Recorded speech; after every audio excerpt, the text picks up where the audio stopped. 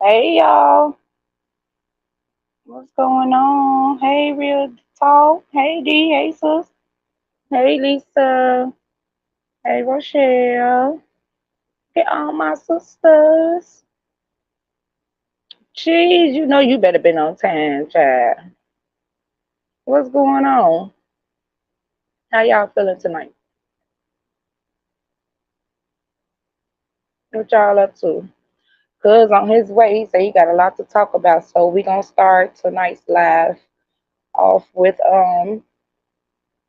his experiences and things he want to share with us, and everybody is welcome to put in their opinions and ask questions. Please just be respectful to one another, and we're gonna have some fun. We're gonna talk about it. Y'all already know how we do. Hey, Linda. Hey, girl. We gonna talk about it. It could say he just text me. He say that he just got in, so he should be popping in a minute. You know, we finna have some fun, y'all. We're gonna start off a little serious, as far as trying to help Cuz out a little bit, see what he got on his chest, get it up off his chest, do what we do. We all about positivity over here, so we're gonna try to make sure everybody, get a chance to speak and respect everyone's opinion and, just see what it do. You know what I mean? Until then, let me play a little something until he come in the chat. Let me see if I can find something. So he come in the chat for everybody. Now, Cheese, don't be down there cutting up in them comments now. I'm watching now. I'm watching you tonight. You was cutting up in D chat earlier.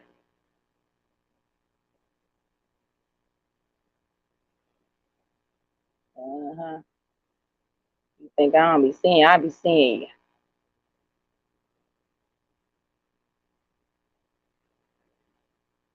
So we definitely we're gonna talk about this. I know y'all probably have seen the trending videos that's been on TikTok about the lady that was on the airplane. We're gonna talk about that. I got a part one and a part two. So part one, two, and three on that.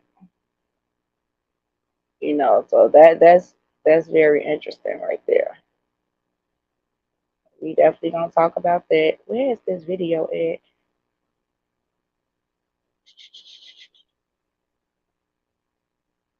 Mm-hmm.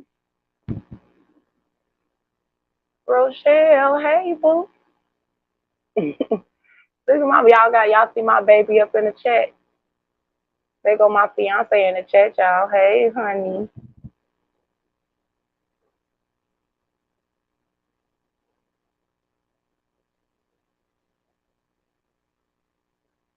Oh my god, where is this doggone video?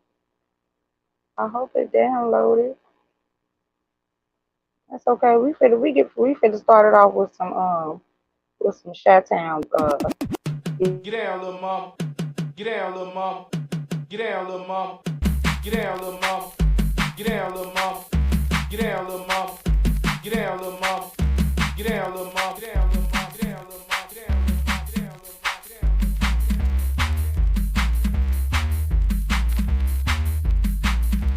big booty bitches, they talk a lot of smack. Bend your ass over, let me hit it from the back. Hit it from the back. Hit it from the back. Hit it from the back. Hit it from the back. Let me bang. Bang. All the ladies in the house, all the fellas is too. We bout to get it juking. So what you came to do? Girls hit the flow. Let me see you drop it low. Everybody in the building say, hey, oh. All the ladies in the house, all the fellas is too. We bout to get it juking. So what you came to do? Girls hit the flow. Let me see you drop it low. Everybody in the building say, bounce and break your back. You bounce so hard, you break your back, girl. Bounce and break your back. Bounce and break your back. Bounce and break your back. You bounce so hard, you break your back, girl.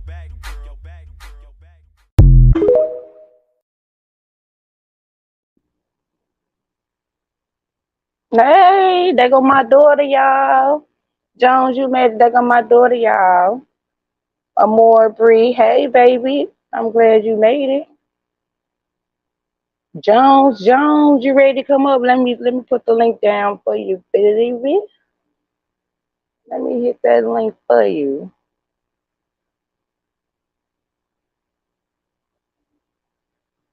We finna get this cracking real quick.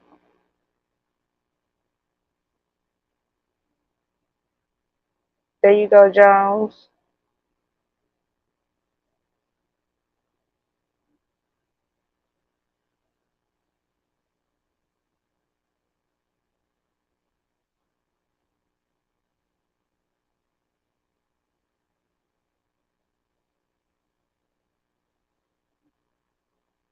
That's my baby girl, y'all.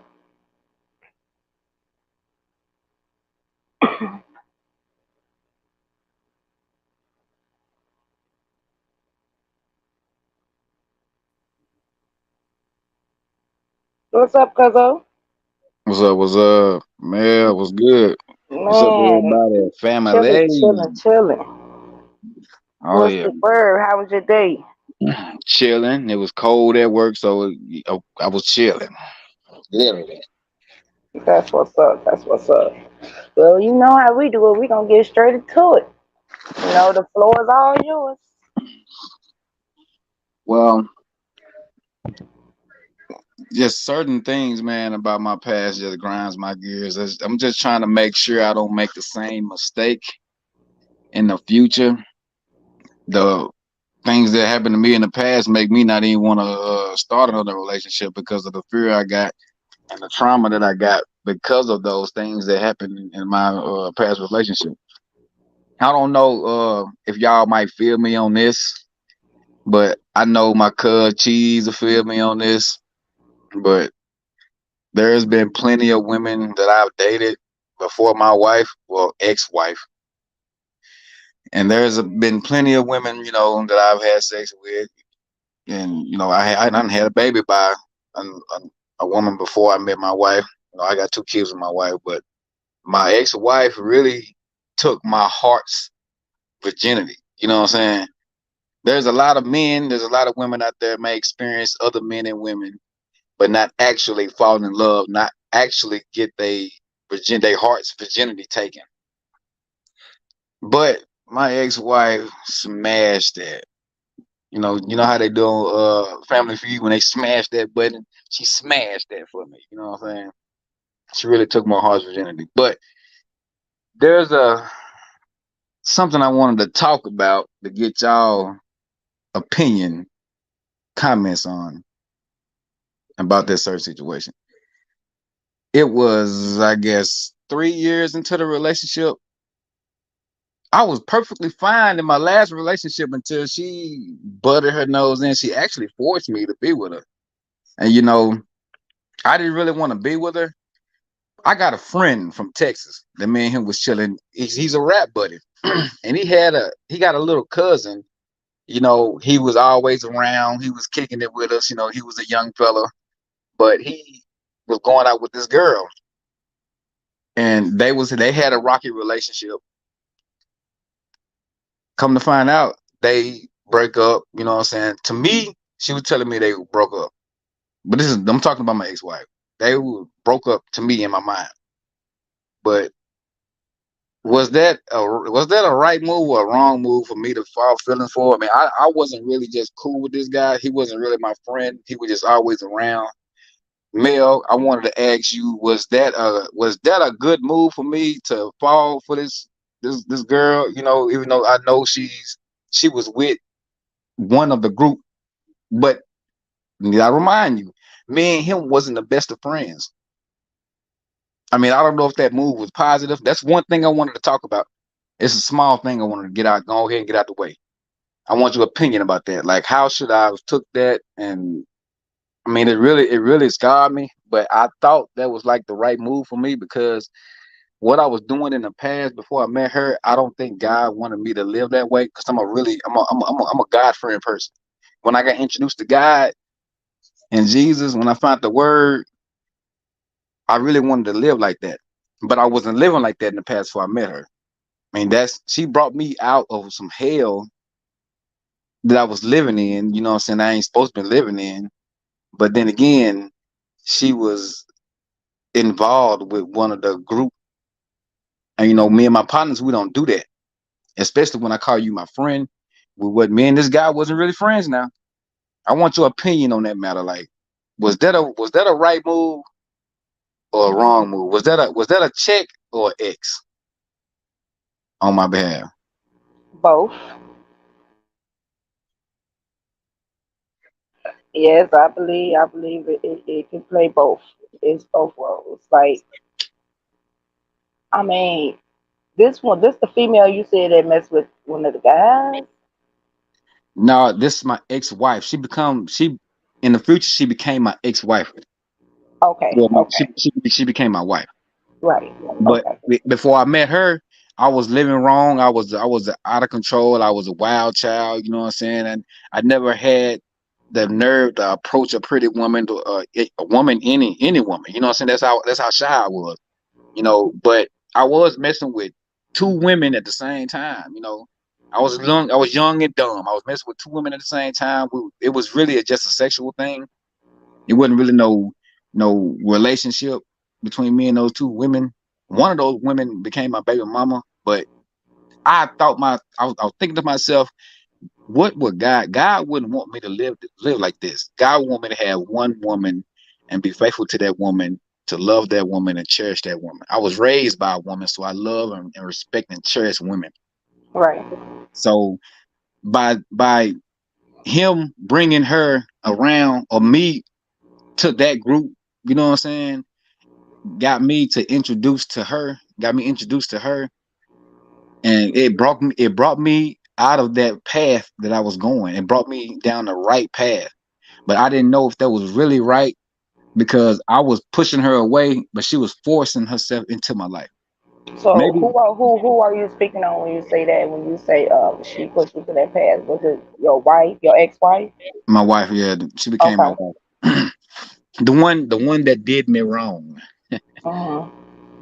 So I don't know if that was I was confused, because this girl was trying to pull me away from the path that I knew that wasn't right by God. But she was messing with a guy that was part of the circle. He Oh. wasn't really my friend. He was Okay. just there. You know what I'm saying? He was the little fellow that was always around. You know what I'm saying? That kicked it with us. He was my homie's cousin, Mhm. but we never got along. Okay. I just want to know if that was a X or a check mark. You said it was both, and I sort of feel that. I do. I do. I sort of feel that. Yeah, that's pretty much my answer. It's both. It's like it's like bitter and sweet, you know, at the same time. So what is it that you actually want to do? Like, do you want to get back with your ex-wife, or what are you actually puzzled about? I'm afraid that I'm gonna go down the same road. I don't know what I want to do. I mean, I do still have an abundance amount of love for her, but when you experience hell, you won't want to go back to that. You know what I'm saying? But Right. I always say that you would never cherish heaven until you experience hell. Mhm. That's So I true. don't know. I don't know if I want to go back to that, but my heart is not leading me to any other woman. It's like I don't feel for another woman. I would never sleep with another woman until I'm completely healed from that. And it's not making me heal no better while she's still around. And I have nowhere else to go. Like, she works with me. She got my Right. kids. I see her. You know what I'm saying? The That's true.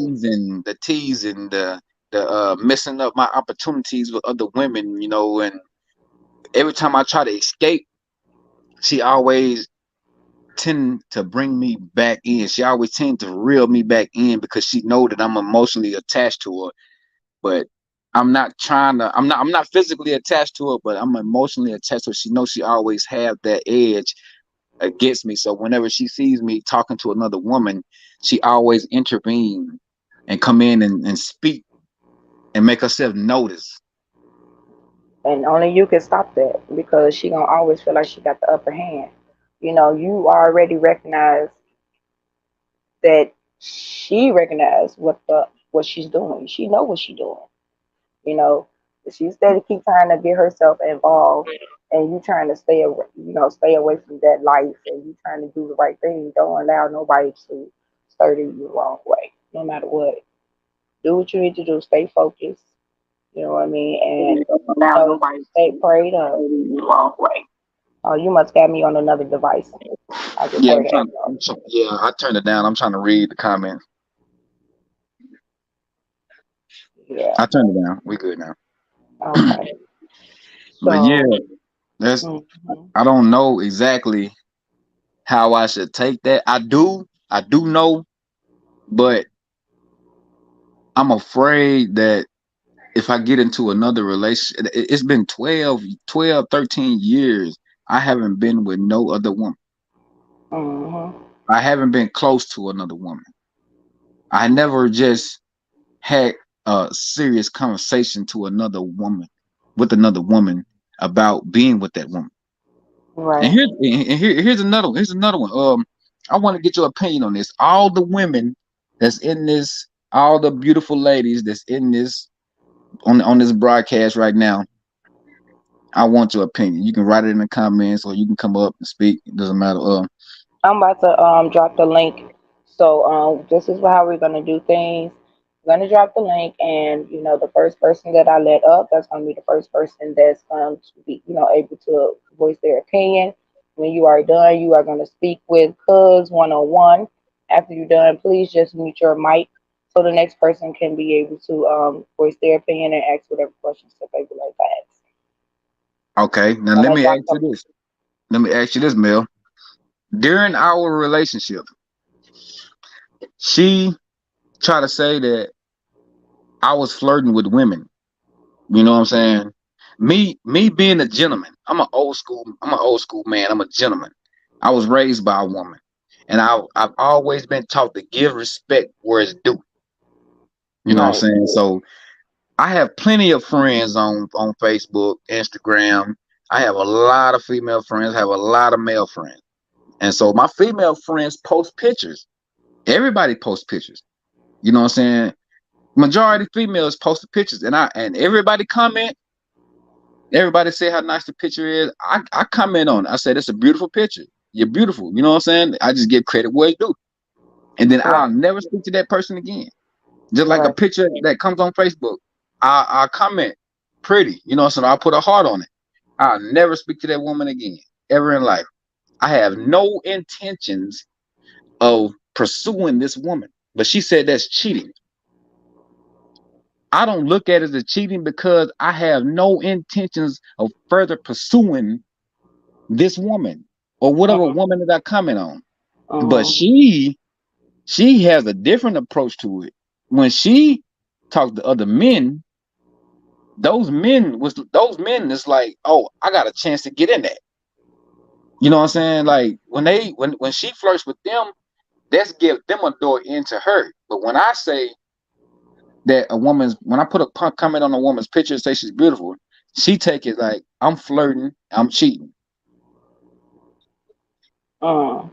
Now Well, I that want that to sounds like some type of insecurity to me. That thank sounds you. like her problem, not yours. Thank you. And I told her I never. She could, man. She got the password to my phone. My phone be on the Bluetooth in the truck, in the car, whatever vehicle I had. I got the magnetizer on the dashboard. Whenever somebody call or text, it rings, it flash all everywhere. When somebody call me, I press talk. The speakers talk. Even Mm. my female friends, I talk to them in front of her. She even talks to the female friends that I got through the speakerphone while we're in the car. But whenever her male friends call, she has to, you know what I'm saying, put the phone up to her ear or don't answer at all. Mm. Oh, that's suspicious. Right, right. Like she the one got something to hide, and it normally be that way. The ones that's always trying to hide stuff or trying to be sneaky about stuff, they be the ones they hadn't. They, My they doing something they ain't got no business doing.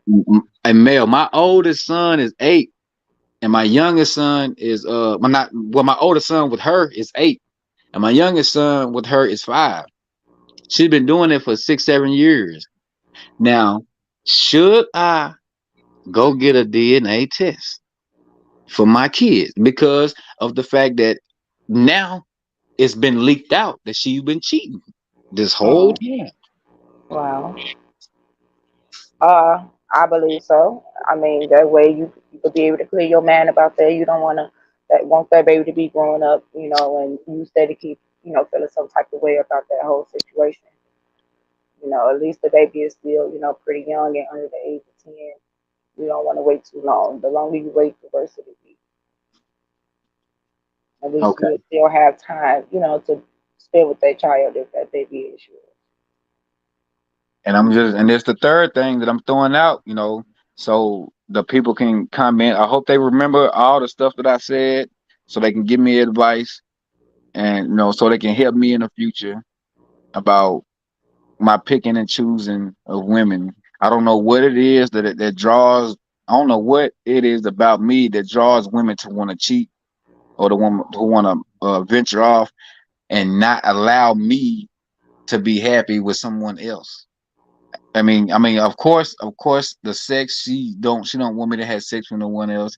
She don't want me to talk to no other female, but she want to go have her cake and eat it too. That's the Hmm. third time. The third time, I forgave her. Like I always forgave her because I always wanted to work. So the third time, she was like, "Okay, I haven't been doing anything," and like she always give me the same side story. I haven't been doing anything. Why can't you trust me with this and that? I'm like, okay, I have a system of trust. I Hmm. have a solution. There is a solution. And she was like, what is it? I said, are you sure you're going to agree with this solution? Because you want me to trust you. This is the trust engine. This is the trust exercise for me to gain my trust back. And she was like, what is it? I'll do anything to get you to understand that I'm not cheating. I'm not doing anything. I'm like, okay, there's this certain app that you can download on your phone called Find My Family. Find My Family app, find my iPhone, find my Android. It's whatever it is Find My Family. It's a subscription that I could pay $9, $10, $20, whatever the description is, every month. So I can open that app, I can look at the app. It's like a map, a Google map. I can just find her phone, wherever she's at, I can find it. I can find wherever she's at. You know what I'm Right. saying? It's like Me and my kids use that at times. Yeah, when they go places, and when I go places and stuff like that. So yeah, I'm familiar with that app. I activated the account. I got my subscription. I activated it, and I wanted her to put hers on it. She gonna tell me after 4 years, 3 years, 4 years into the relationship. Now I already done proposed to her. Now this is the first time I proposed. Mm, We're engaged. You know what I'm saying? So she gonna say that's a violation of her privacy. mm. For me to look on my phone and see exactly where she's at, to see exactly her location. Wow. Yeah. It don't sound like she was actually ready to be in the position you wanted her to be in. To me, it didn't sound like she was preparing herself to be in a relationship or in a marriage. She Because didn't want to do it. yeah, she didn't. She wouldn't have a problem with any of that. Like, and you shouldn't even have to go those lengths, I shouldn't. at I should all. You should exactly. not I have to go shouldn't. that far. Like, that's ridiculous.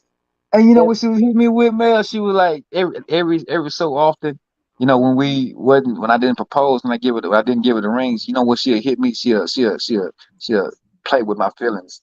She'll walk around the house saying, it doesn't matter if you don't put a ring on it. That Beyonce song. She was singing that Beyonce song in front of her childish. friends, in front of her family members every time we go over there. It doesn't matter, don't put a ring on it. And they just laughing, high five when you know what I'm saying. I'm like, okay. Oh my God, she sounds like somebody I do not want to talk about on my platform. Lord And Jesus. the chat know who I'm talking about too. Let the chat say amen. Okay, let the chat say amen. Amen again. So Rochelle, I'm just gonna read this comment from Rochelle, and then we're gonna let Lisa speak her mind. So Rochelle says, but when you're in a relationship, is it necessary to tell other women they're beautiful on social media or heart their photo? That would be a red flag for me. Well, you gotta plug it up, son. I don't see if you don't if you look when you are not that type of person, if you have no intentions of pursuing or even elaborating on that notion of what you put on there, I don't see anything wrong. I believe that's just being nice because we friends on Facebook. It shouldn't be no problem. If you know your husband, if I know my wife, I wouldn't have no problem. If my wife was really faithful, my fiance was really faithful, and I know she ain't the type of person to go behind my back and do some sneaky stuff like that. I wouldn't mind. I don't care about her telling the man he's handsome if he really handsome. You know what I'm saying? Like she shouldn't have no problem with me giving credit where it's due. I mean, the woman was beautiful. I gave her credit where she due. I mean, she wanted to like. I'm gonna give her a like. She's my friend. I had no intentions. My heart was never in the position to where I want to go talk to this woman. And you know what I'm saying? For real, for real. I will I never had that thought in my mind. I look, my phone, we be sitting right next to each other on Facebook. We be on Facebook together. Our Facebook status says I was married to her, she was married to me. And I'm scrolling through my page. She looking at my phone. I'm looking at her phone. I'm like, damn, that's a pretty picture. She's like, oh, she's beautiful. Look at her hair. I'm like, okay, like, you know what I'm saying? Keep scrolling. She had nothing to say. Like that, we just keep on going, just kicking it, just having fun. I thought I was happy.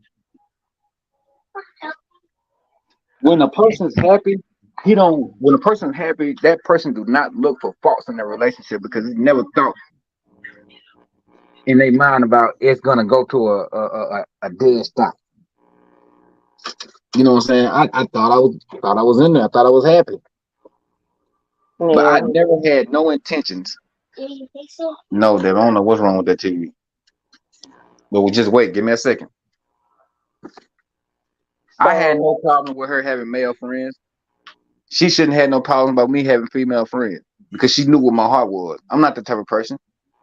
And now that she know that, she feels sad and sorry about it. And look, let me tell you another before somebody else had a comment. Whenever the second time I proposed to her, after I found out that she cheated, I still proposed to her. After all that hit the fan, I still wanted her to be my wife. mm, We got married. Well, we didn't get married. We didn't get married yet, but I proposed to her again. Don't you know she sent somebody after me to get me to even the score so I wouldn't hold her cheating over her head? wow. Okay, Yeah, that's a lot. she sent somebody for me to talk to me because I Wow. told her the woman who was at work. The woman come to me in the dining room because I was going back and forth to the back to the front to the back to the front, and this woman was like, "Hey, you're Roger, ain't you?" I like, yes. And she was like, you seeing anybody? And I looked at her like, yes, I'm seeing somebody. I'm engaged, by the way. And she's like, oh, okay. You happy? I like, yes, ma'am, I'm happy. Okay. So I walked back to the back and I told her, I like, look, this woman right there tried to holler at me. She wanted me to give her my number. And she, okay. And then didn't care about it, didn't do nothing. If she was really in love with me and cared about me, she would have went up there and see who it was and be like, yes, and said something about it. But she looked at me and said, okay. Like she was disappointed that I came and told her about it. Hmm. That's crazy. But I'm gonna answer. I'm gonna give my opinion on what Rochelle said.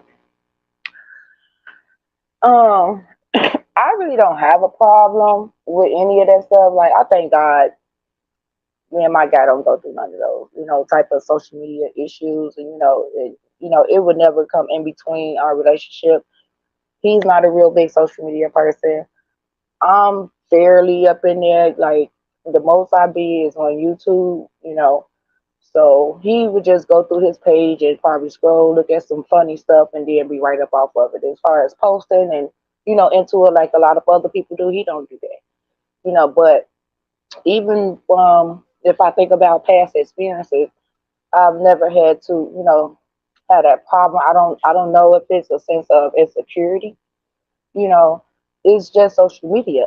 Now, if it's somebody with somebody that you know or both of y'all know, and you try to, you see some suspicion, within certain things, then maybe, it could be some stuff that's actually going on within a relationship, that don't actually sit right, but then you start seeing suspicious activity on social media with your partner, then I can see it lifting the act or two, but if you have a secure relationship, I don't believe that it should be a problem with what you do, on social media, outside of social media, or any of that. Because at the end of the day, you coming home to each other, and you know what's yours is yours. You know your relationship is secure. Right. You And she know, know I don't travel. And these women like is 2 or 3 hours away, 4 hours away. I'm talking about like North Carolina, New York, California, Michigan. They just far away. She know I don't travel. I would never travel. You know what I'm saying? That to that extent.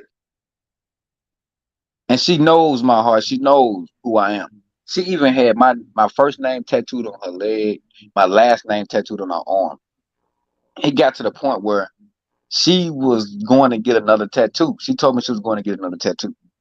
And she wanted me to take her. I'm like, okay. So am I getting a tattoo of you? You know what I'm saying? Because you got a tattoo, you got my whole name tattooed on you. Now it's time for me to get your name, you know what I'm saying, tattooed on me. She was like, well, okay. I mean, that's what you want to do. I'm like, yeah, that's what I want to do. But when we made it to the tattoo artist's house, I'm talking about it was raining, storming, like it was storming real bad. I look on the board, I look on his board, and it says tattoo my kids, and then it says cover up. She didn't tell me she was going to get my name covered up. This guy convinced her or told her to get my name covered up because he didn't like it on her mm, body. So I'm looking at the horrifying precision of her getting my name covered up. That and I'm looking like, what's going on? You know what I'm saying? And she didn't answer, and he didn't answer. I'm like, hey, look, what are you doing to my name? You know what I'm saying, baby girl? What's going on? Why are you getting it covered up? She didn't say a word, and that's that hurt crazy. me. Yeah. And not only that I did not get a tattoo, she got my name covered up for some guy that didn't like my name on her body. Mm-mm. All that stuff just came out. You know what I'm saying? All it came out. All the whole truth came out. This is the reason why I'm talking about it now. I'm just venting right now. Cheese know how I feel. Cheese know what type of man I am. You know what I'm saying? I ain't that type of person.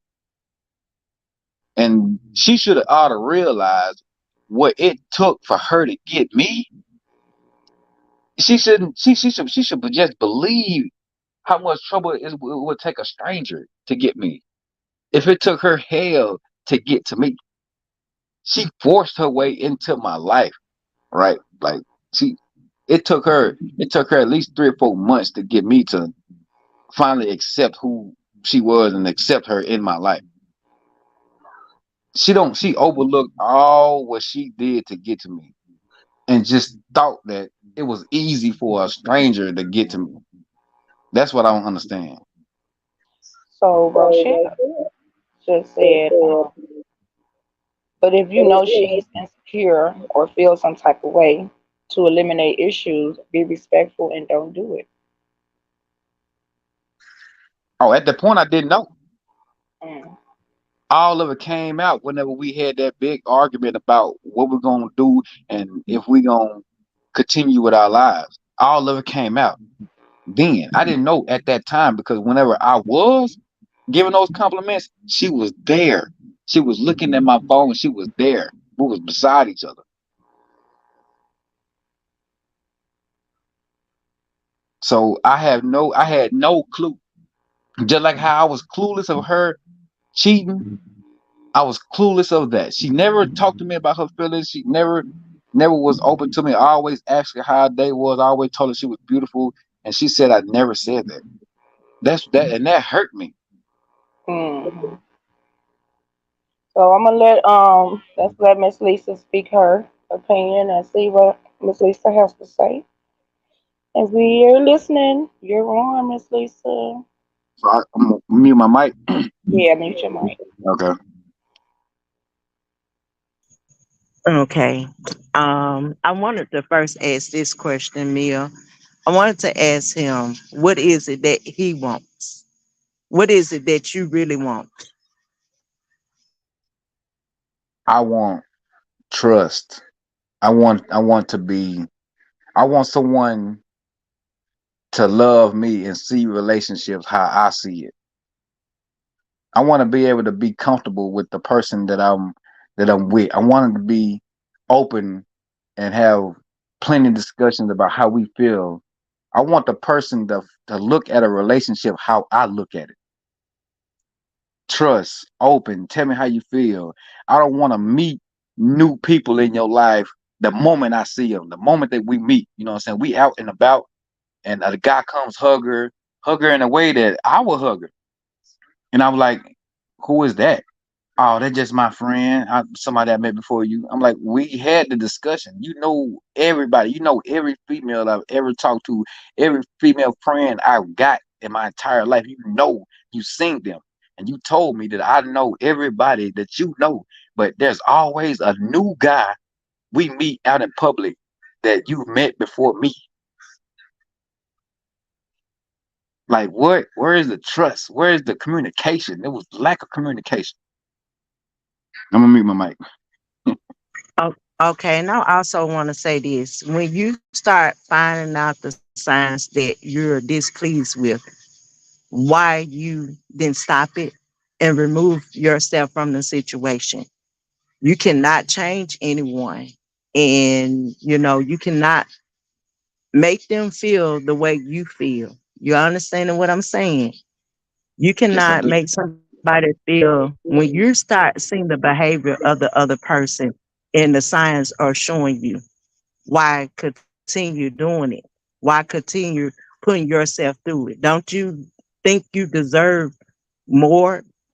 Don't you think that you worthy to have what you want and do the same for that person?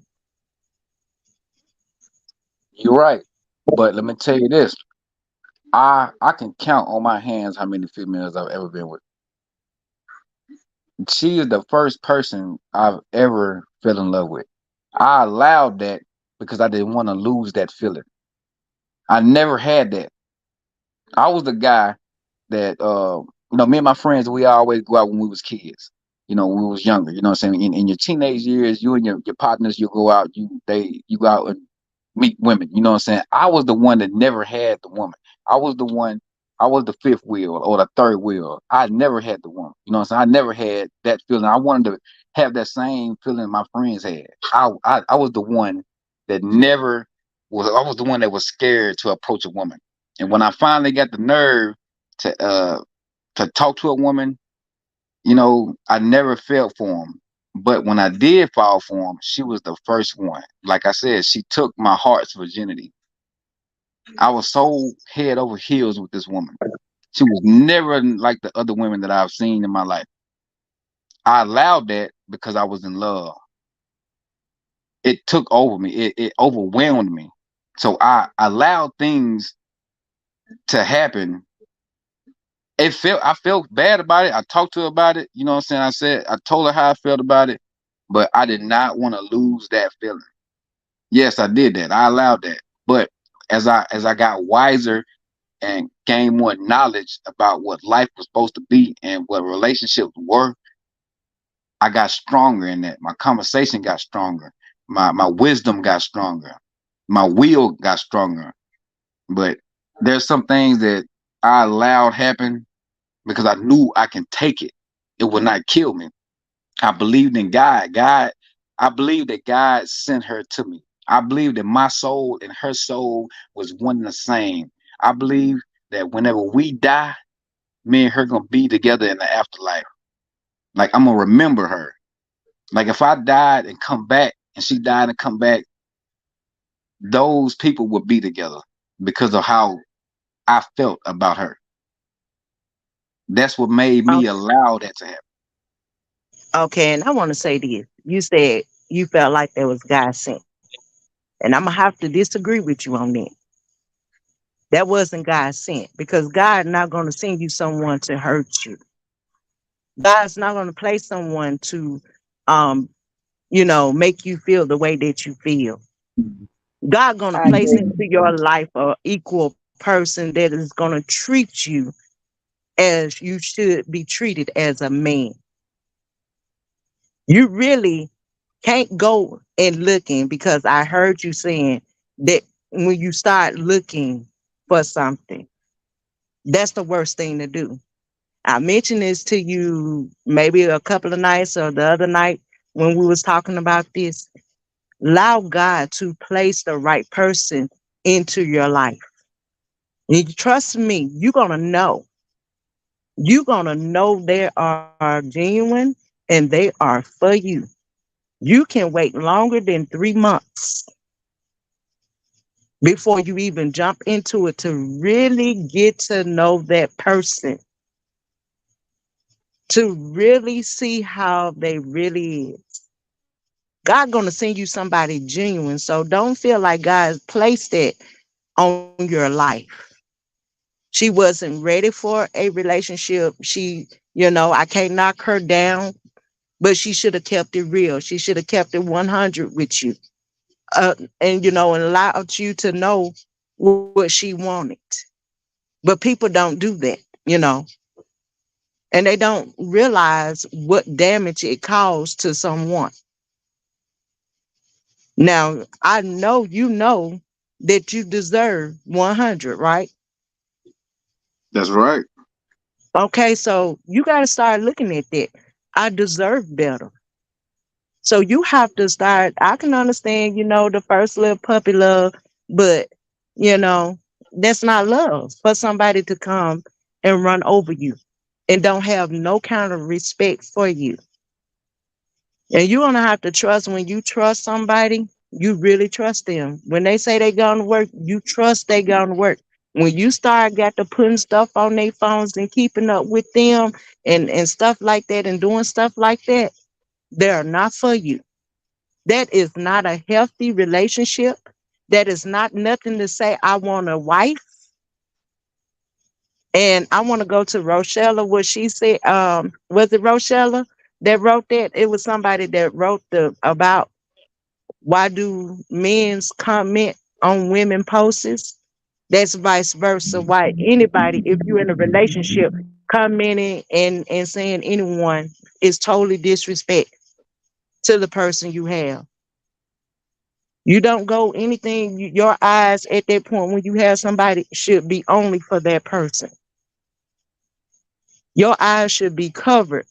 And the only beautiful person that you have is that that young lady that's in front of you. And the only eyes that she should have is for you that's standing in front of her.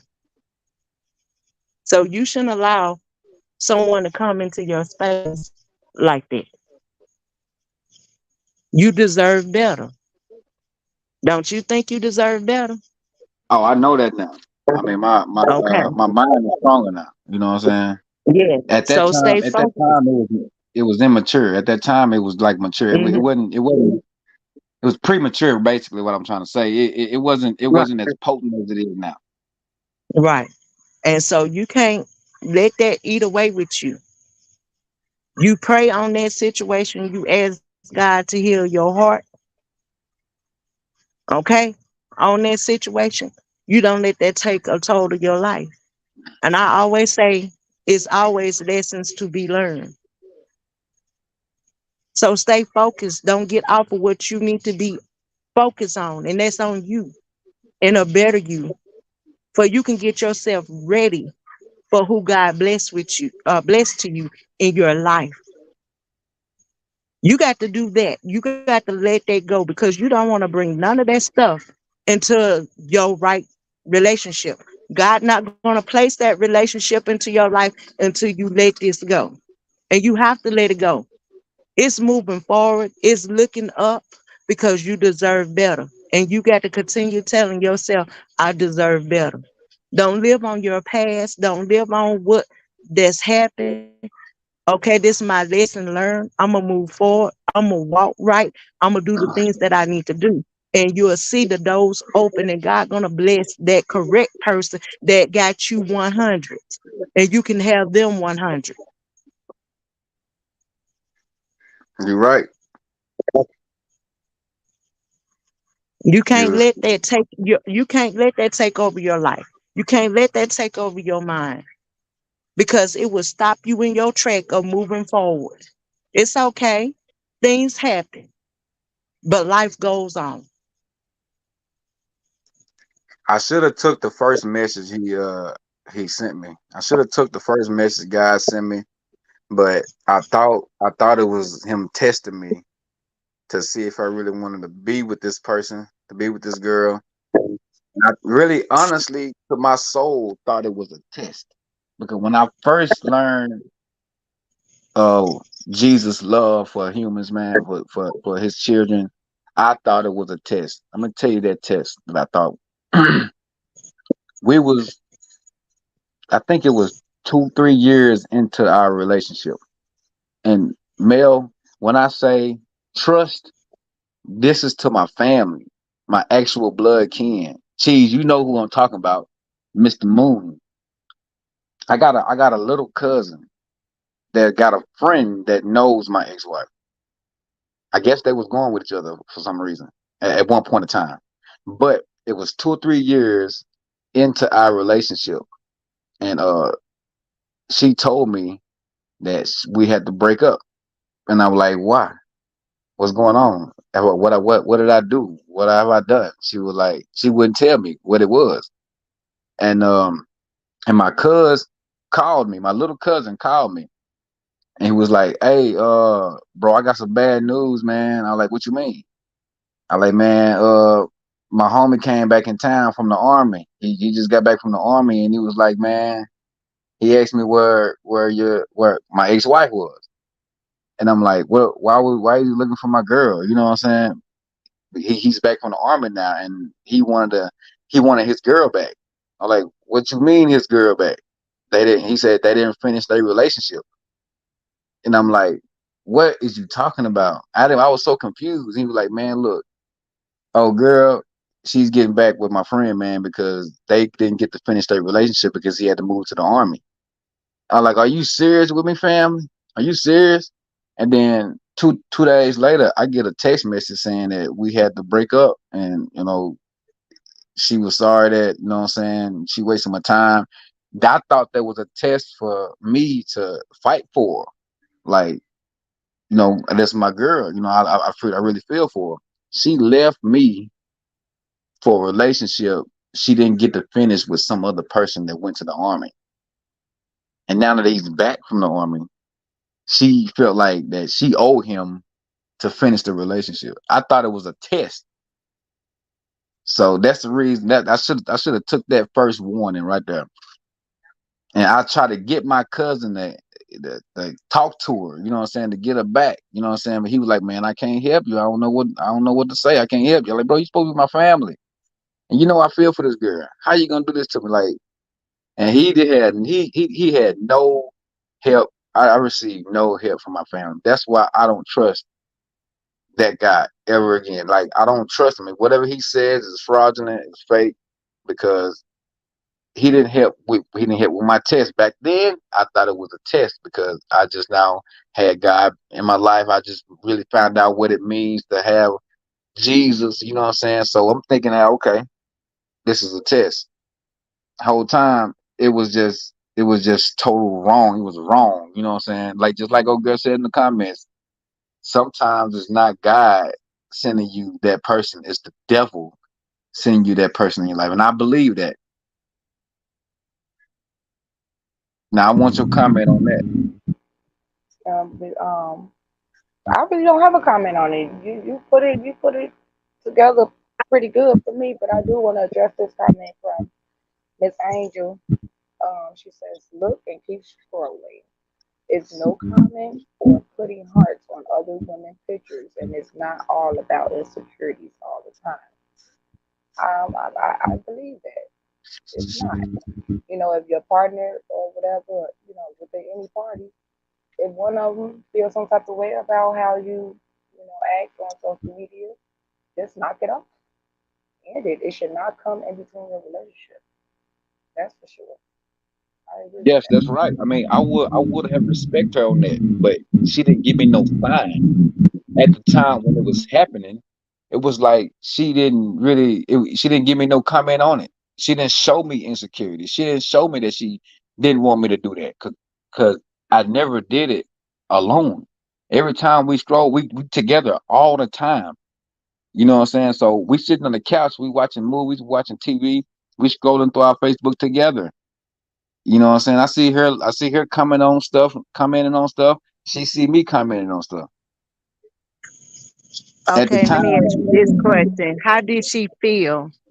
How did she feel when you was commenting on stuff? I didn't comment until she was like, "Oh, her hair is so pretty." Until she started commenting on the picture. You know what I'm saying? O- Okay, so how did she feel when you started doing that? That's what I'm talking about. Everything came out everything came out last year in July when we had separated. Everything came out. That's when she told me last year that she didn't like how I would comment on the pictures. She didn't like how I would harden the pictures. I was like, well, you was there with me. You saw me. You was the reason why I liked it and commented. I mean, okay, yeah, she's pretty. Yeah, that's right. But When she was like, but "Ooh, I I like know her you hair," fell for the hokey dokey, but you should have known, baby, to be careful. Cause she was testing you then to see what you would do. And you have to be careful. You'll be like, why you showing me that? Especially when it's another woman. Because she shouldn't have played that game with you at all. And ladies, that's disrespectful. You don't play them kind of games with your man because at the end of the day, you know you do not like that mess. You know you do not want your man to be taking his eyes off of you or looking at another woman. You know it already. So I don't know why women set themselves up playing with their men like that. In the first place, it wasn't right. I'm gonna just put it like that. It was not right at all to sit on the couch with you and making you feel like it was okay. She was testing you. That was a test. That was I a test to see. That was a test to see if you're gonna sit here and say something about this woman. You shouldn't have fell for it. Say, why you showing me this woman?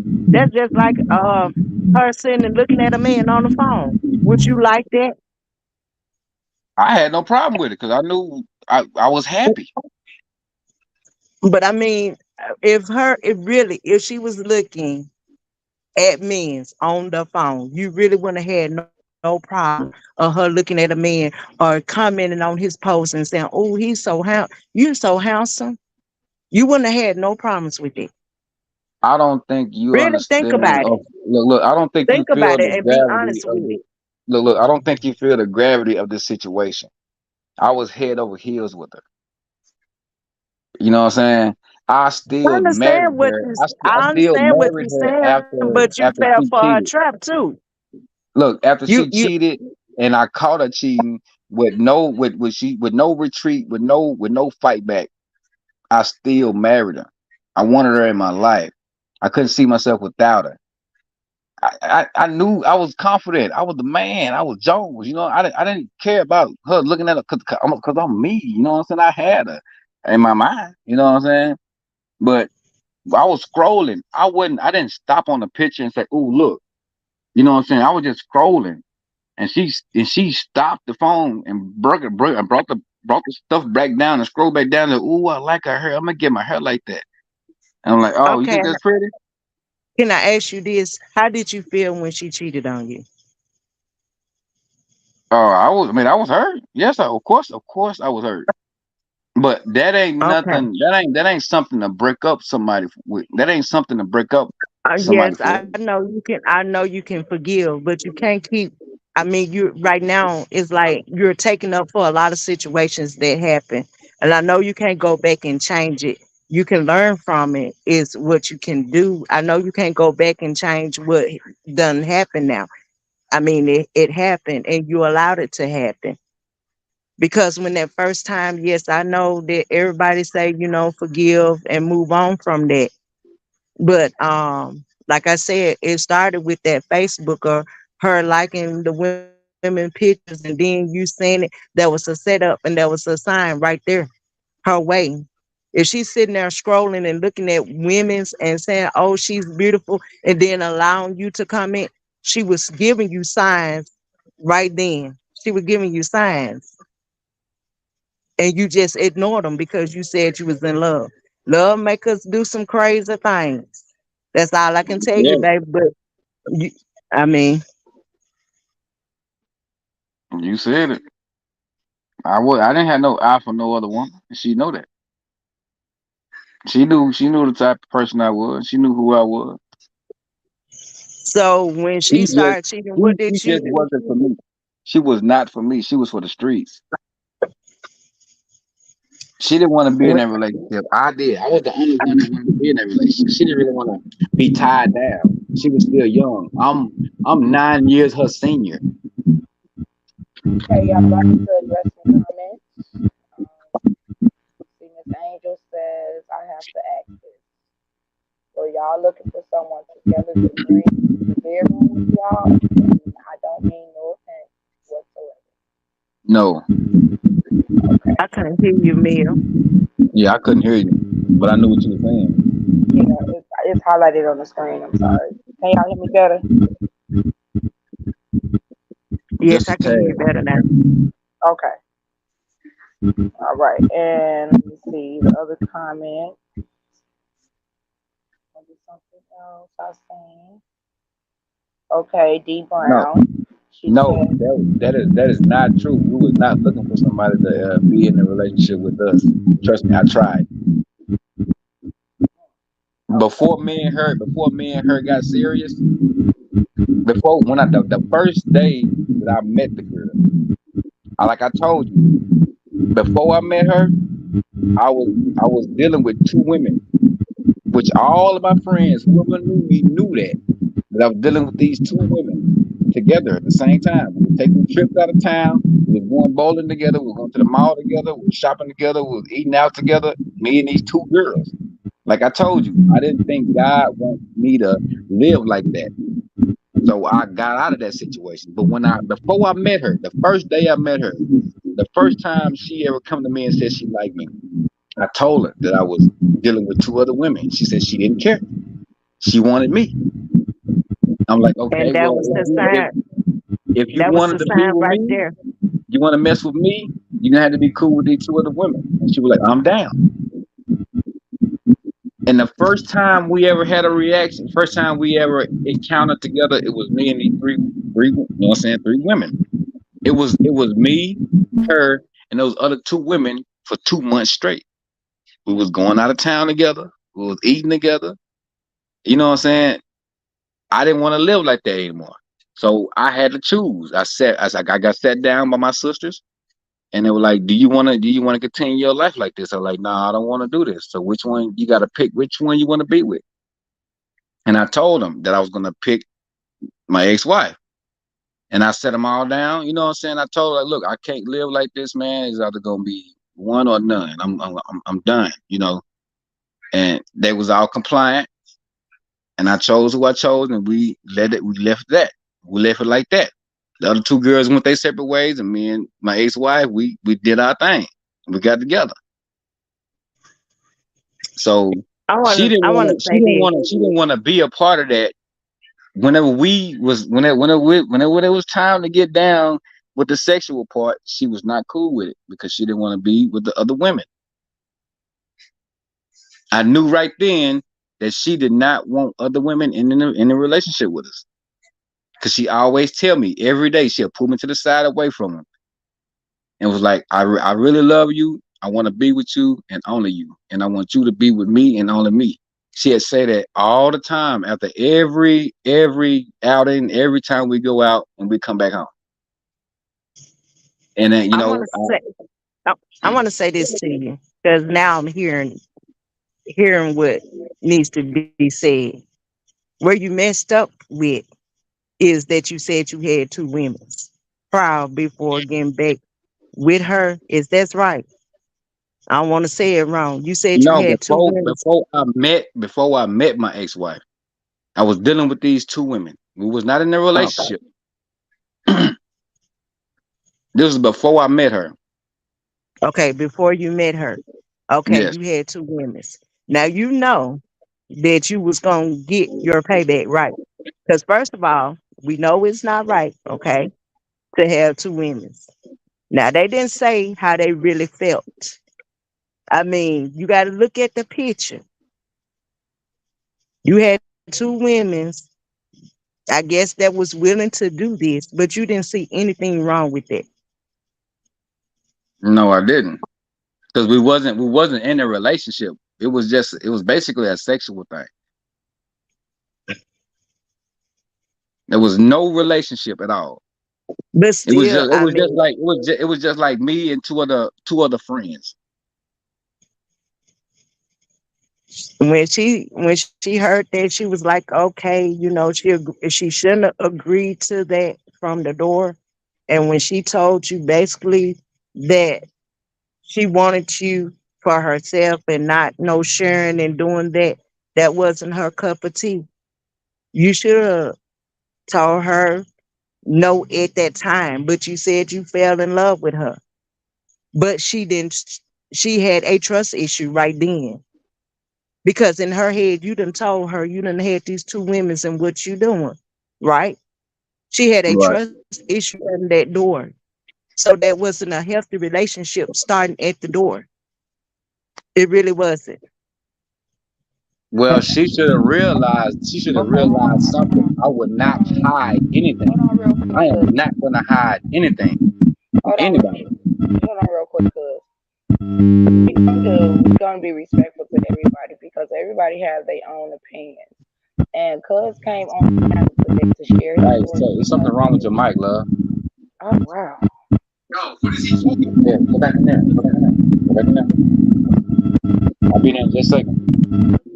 What is that? Okay. That sounds like a typewriter. Mute your side on your end. Okay, is that better? Y'all just let me know in the chat.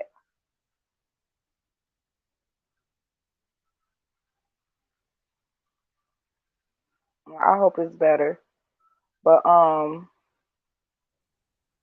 what we not gonna do is be disrespectful, you know, because he came to the panel to ask for advice, you know. So we're gonna be respectful about how we personally feel. It's not about what we would do because it's not our situation. He wants to make the right decision for himself, and that's why we're having this conversation right now. Y'all be respectful. You know what I mean? I mean, we all here for each other. So let's do the right thing. Y'all know how we get down. We ain't doing Yeah, that. and I don't see it as karma at all. You know what I'm saying? Like I never hid anything from anybody. I was open with everything about me. She knew everything. They knew everything. If I wanted to hide a female from another female, that's take too much work. That's too much time, thought, and effort to hide another female from another female. I don't do that. She knew exactly and everybody who I was messing with. You know what I'm saying? So karma, you can scratch that. Whoever said that in the chat, you can scratch that karma. So there's no karma. You know what I'm saying? In that, because if it was karma, you had to hide something and be.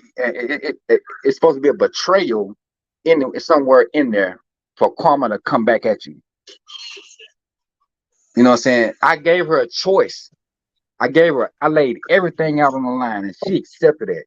She chose that route. So what karma? What karma's coming at?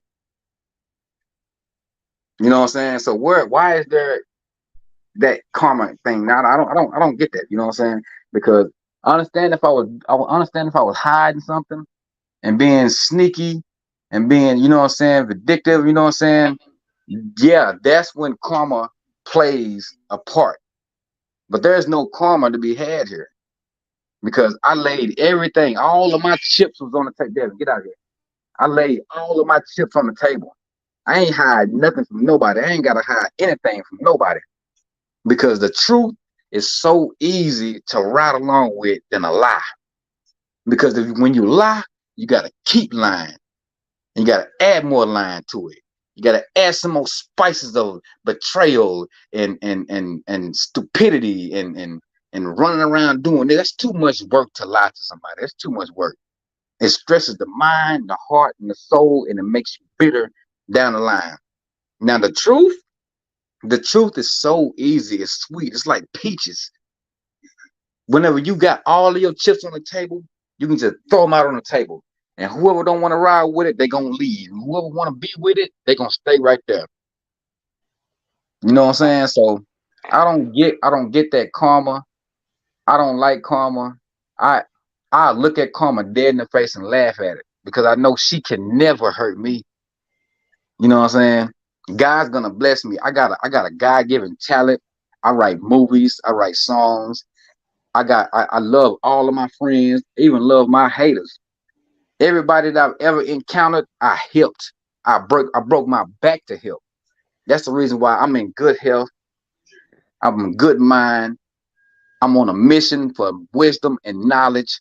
My kids love me. Everybody love who I am because all I do is help people. And she know that. She's not gonna do anything further to hurt me or try to get back at me for anything because she know the type of person I am. I'm a genuine person. That's the reason why she ain't gonna put me on child support. I can do anything I want to do right now because I'm secure with myself. I ain't got nothing to hide from anybody. I'm 40 and I'm gonna live until God tells me to come home because I know my heart. God knows my heart. Everybody else that around me knows my heart. I value my time, strength, and effort to make people enjoy life, to make people enjoy themselves. You know, I'm the type of person that a clown just to get you to laugh. I try my best. If I don't make a person laugh every day, I don't feel like I did my job as a friend.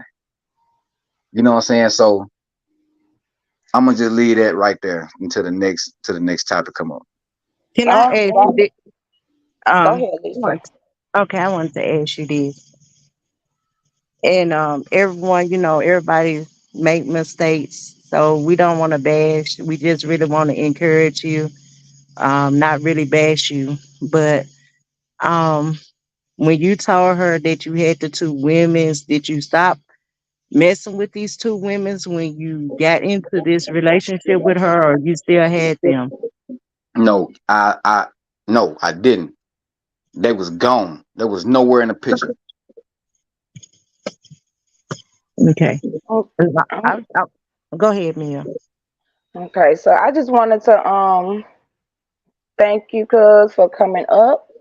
You are more than welcome to stay up. I'm getting ready to get into my content. We are an hour in. You know, we're not gonna linger on with this, but I mean, after I get done with my content, if we want to talk about it further, we can. That's why I started the time that I did. So I just want to thank you, and most anytime you need to talk, just let me know. Let Cheese know. Get in contact with Cheese. It don't matter. We can all do this at any time that you feel you want to talk. We got you back. I And I got just want to say God bless you, and God bless your situation. And I'll be praying for happiness for you from this day forward. I appreciate it. I really Yep. do. All right, no problem. So you're welcome to stay up. Cheese, come on and get your little tail up here. And D, if you want to come up here, you know what I mean? Let's get into this content.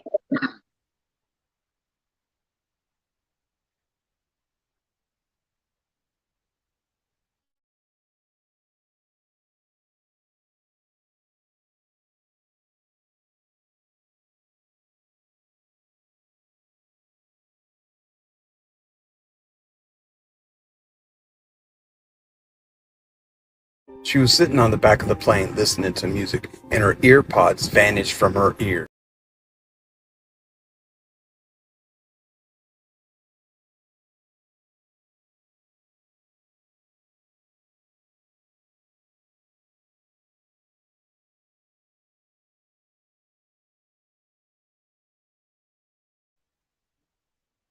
Okay, so the first thing I'm gonna do first is I'm pretty sure everybody has seen the TikToks about the plane, the young lady on the plane who she felt like the man behind her or on the side of her, that I guess basically he was not human or something like that. So I got like a part one, part two, and a part three on that.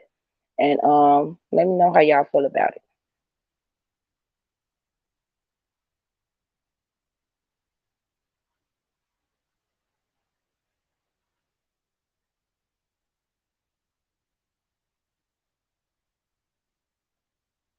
Say whatever you want.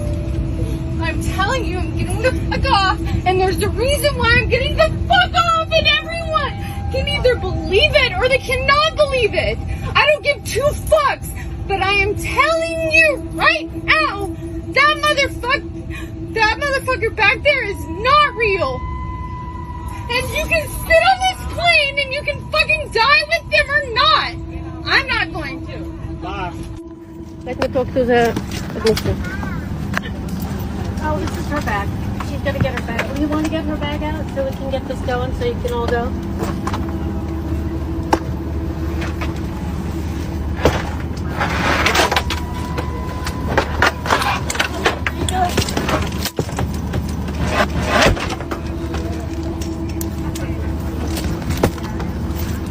I am telling you right now, that motherfucker back there is not real. And you can sit on this plane and you can fucking die with them or not. I'm not going to.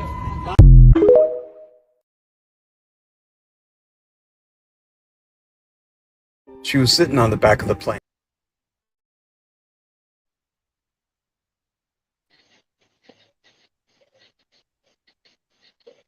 I think she never seen a black man before. There was a black dude back there, wasn't it? No, he wasn't black. He I thought definitely it wasn't was. black. Here come the other part. She was sitting on the back of the plane listening to music, and her ear pods vanished from her ears. That was her story. She accused the passenger next to her of stealing her iPods. He, of course, denied it and showed her that he didn't have them.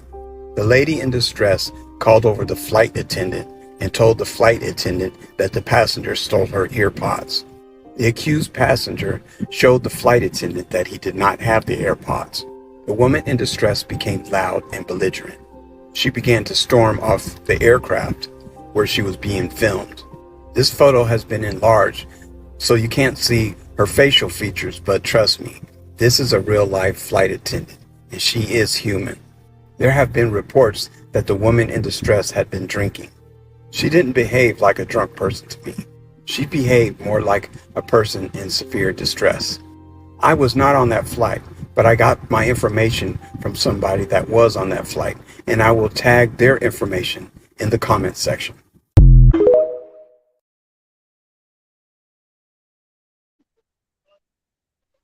Everyone keeps saying that if they were on the plane with the distraught woman, that they would have got off with her. But here's the thing, ever since the incident, the woman has been missing. The plane landed safely, and all passengers got off and got all of their luggage. The missing woman, however, wasn't even worried about her belongings. She hasn't been seen or heard of since. There is no record of her being arrested. No one spotted her walking through the airport or getting into an Uber or a taxi cab for that matter. How could someone vanish into thin air after that incident? All passengers were forced to get off the plane. Authorities and staff were forced to go through all suitcases before passengers were able to board again. The 3 stewardesses aboard the plane were not allowed to board again, which I find highly suspicious. The accused shapeshifter has not came forward to clear his name. One thing is for certain, there are more questions now than there were when the incident first began.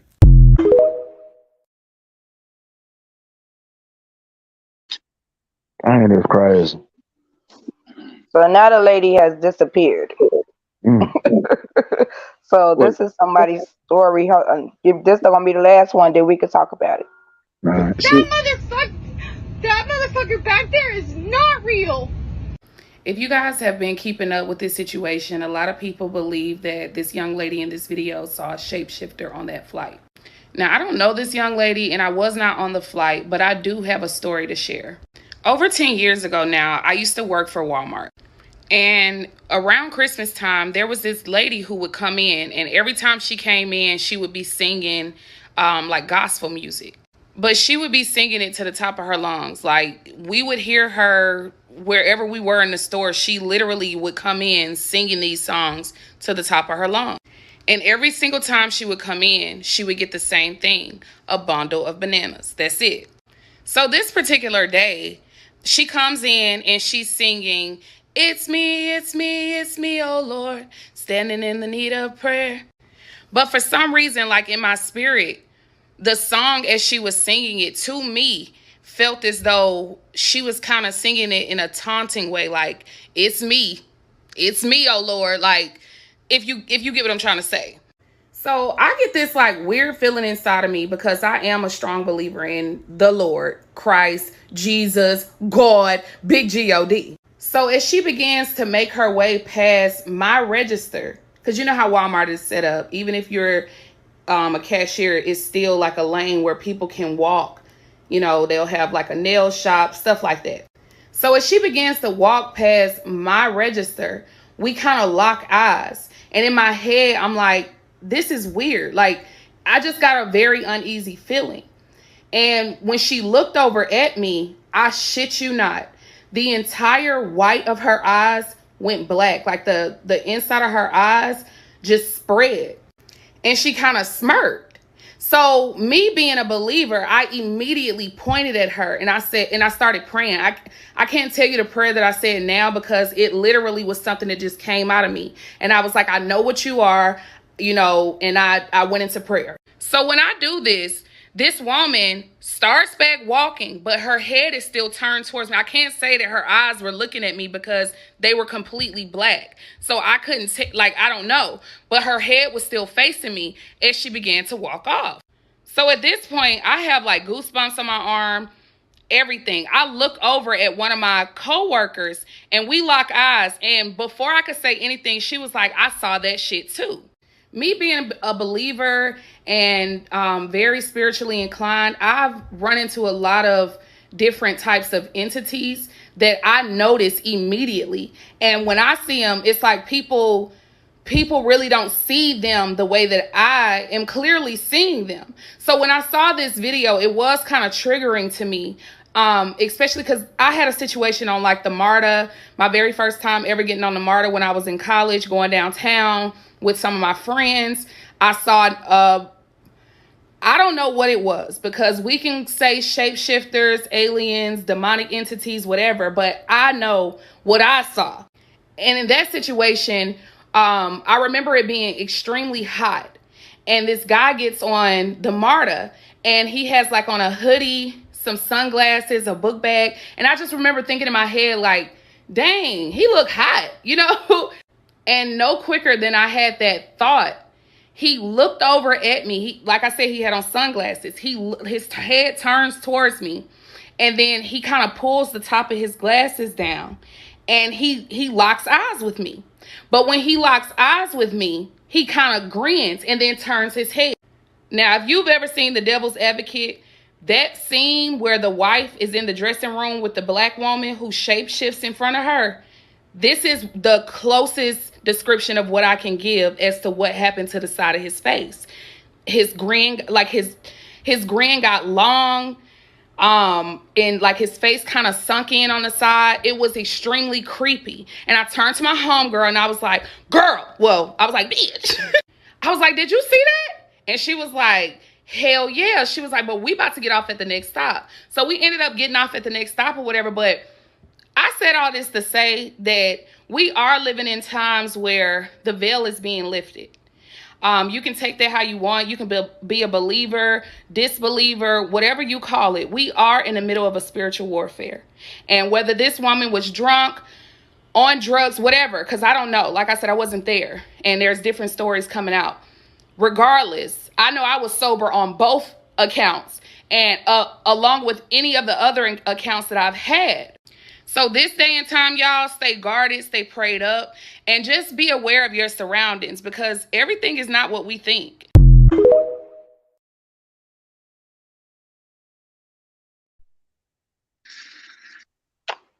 So I told y'all when we had a discussion, I believe, I think it was on Big Cheese Lab when Child of God Yeah. on there, and I said I was going to bring something, to the forefront. And that's just a little something. I'm not going to go. I feel you, Rochelle, on that. I'm not, I'm definitely on that whole spiritual energy and all of that. But I believe her story, it was just basically a little small portion of her experience.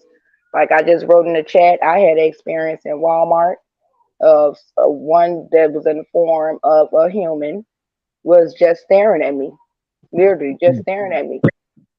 Like it was creepy as ever. But I just wanted to bring awareness to it, like, so if y'all just so happen to see something weird, don't think you're mad or your eyes playing tricks on you. That's Right. why at the end of the day, she said, we got to stay prayed up. And I've been saying that for the longest. We got to stay prayed up because we are in a spiritual warfare. I believe Right. that. And I I, sure I believe believe I've seen one too. I ain't gonna stunt to you when I was driving trucks. Like no cap, no bull crap.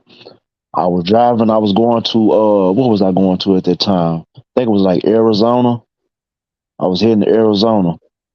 And I swear for God, I was in a little desert part. And I promise you, I thought I seen like a 7-foot man walking down the street. Next thing I know, I try to look back at my rearview mirror, didn't see him no more. Around about 7 o'clock at night. And I'm gonna say this. Now, I had this experience. Um, my neighbors across the street. I had Mhm. my own phone at the time. I had my phone in my room, and my mother had her own phone. They really supposed to been cutting my phone off, but they end up cutting both of the phones off. So I went across the street to my neighbor, and I asked, was their mama at home, one of the parents at home, and they said no. I said, well, is it okay that I use the telephone? So I used the telephone, and I'm at my neighbor's house now, and I seen this clearly. I didn't do anything to scare them because, they was at home, teenagers, they was at home alone. But I just asked them because while I was on the phone talking, I seen a man plain as daylight with overalls. Okay. And my question to them, I said, anyone here with y'all? And they said no. I said, oh, okay. So I didn't say anything to them because I didn't want to scare them. But I knew what that was. That was my daddy's spirit that I seen. Some people can't tell what it is, but it's true. It can happen. It happened to me. I saw my daddy walking cross from one room to the other. But I didn't say anything to them because I did not want to scare them. And my daddy wore overalls. Plain as day, just walked right across and went to the other room. My mama told me, and why I wasn't scared at the time because my mother told me. My um mother had passed, giving doing childbirth, and my mama said she was on the bed one day, sitting on the bed, and my mama took on a big responsibility helping her father raising her siblings. And she said she got her mama picture and she was doing, and she said her mama came to her right then, as plain as day. And some stuff that happens, you got to know if it's really God's doing because your loved one can come back to you. And you got to know if it's really God or it's the devil. And I don't play with that devil mess. I'm sorry, I just don't do it. But I seen it plain as day when I went over there to use that phone. I seen my father walk across that room. I didn't say nothing to my mama. I didn't say nothing to nobody. It was just a peaceful walk across that and went to the other room. And I Whoa, left it there. whoa. Cause see, my daddy had passed. Okay, let me make that clear anyway. To seeing my daddy.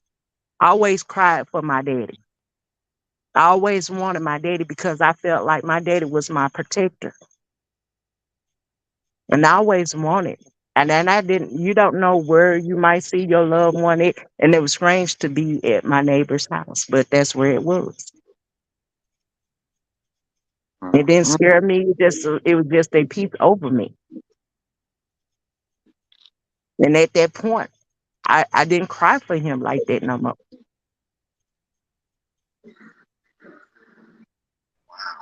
You got anything you want to add to that, cuz? I mean, and enduring things like that. I mean, maybe you didn't have any kind of worry about your, you know what I'm saying, relatives, and it matter to get you to be scared. But when most people, you know what I'm saying, see stuff like that, they start to feel some type of way.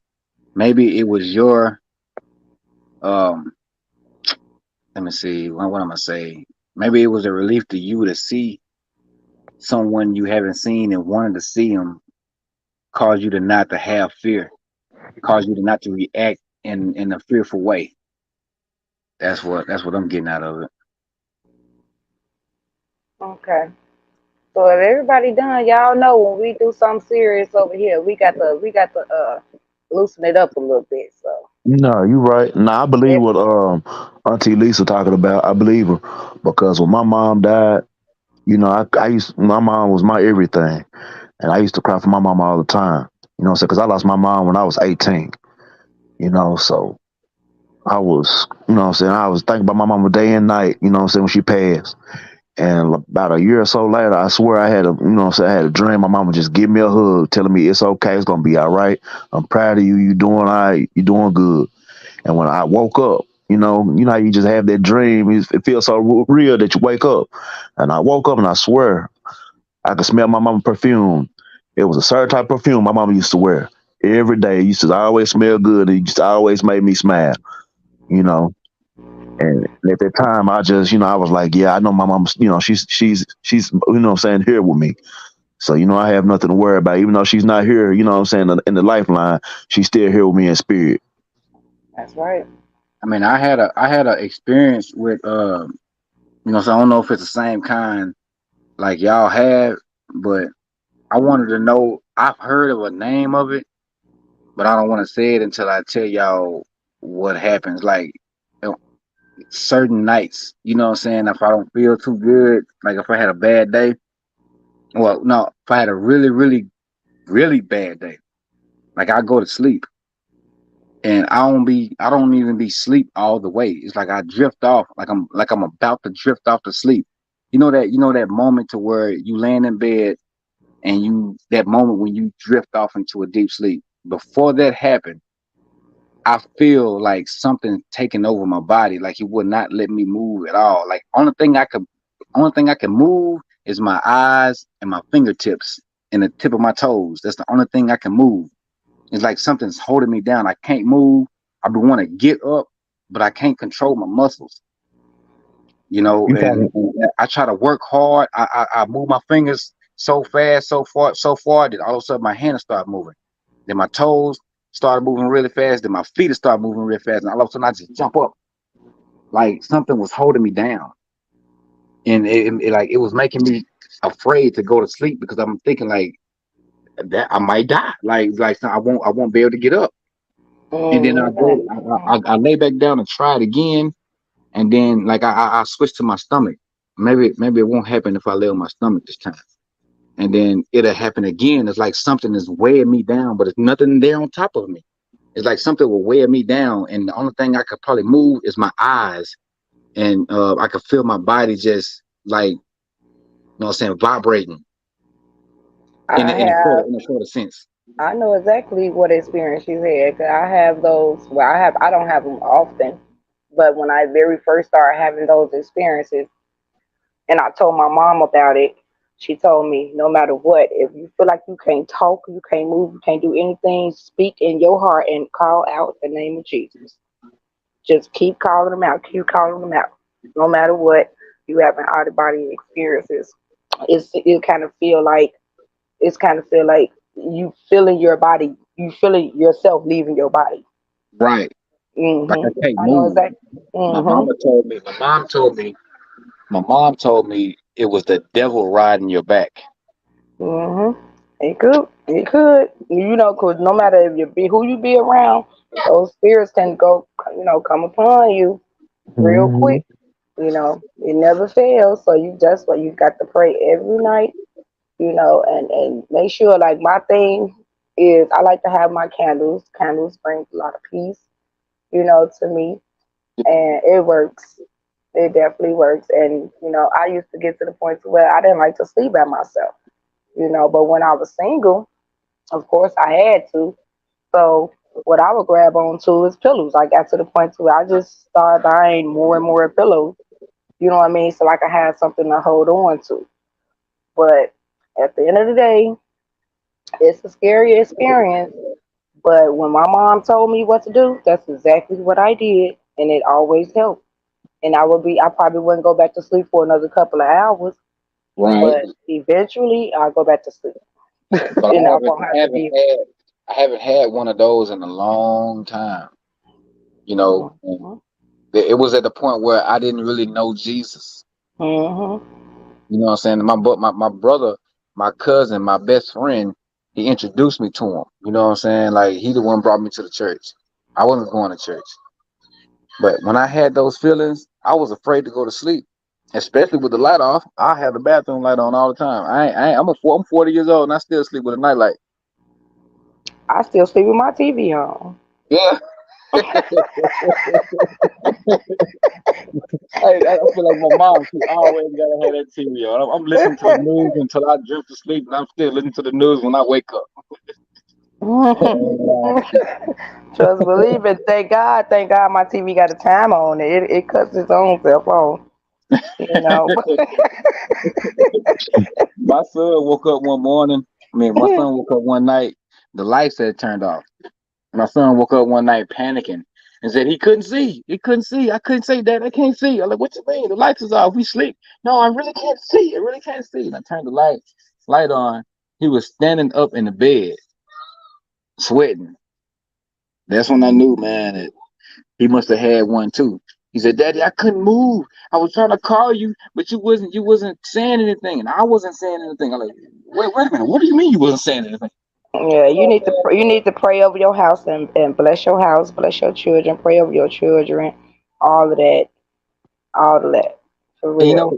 it started happening when I got arrogant and told my mom not to leave this salt in the middle of the, the living room.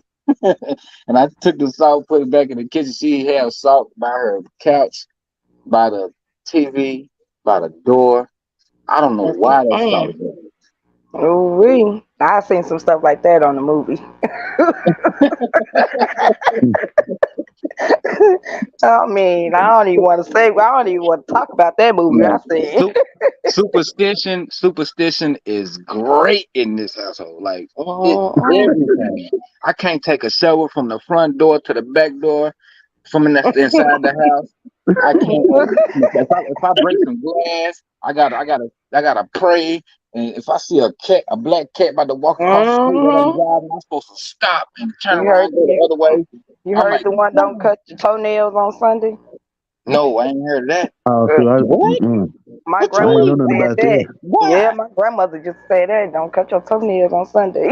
I So ain't so know. so so Ooh. that mean hold on, I'm TPG. I'm sorry, No, no, cut y'all no. You off. good. You good. Uh, so you trying to tell me? I want to say this. You can't wash your clothes at the beginning of the year, and you can't wash your clothes at the beginning and the end of the year. My mom told me if I wash my clothes at the end of the year, I'm washing somebody out of my family, and if I wash it on the first of the year, somebody's about to have a baby in the family. Is that true? Now I know if you dream of fish and your teeth fall out, or you have dream about your teeth falling out to somebody pregnant. My teeth falling down now.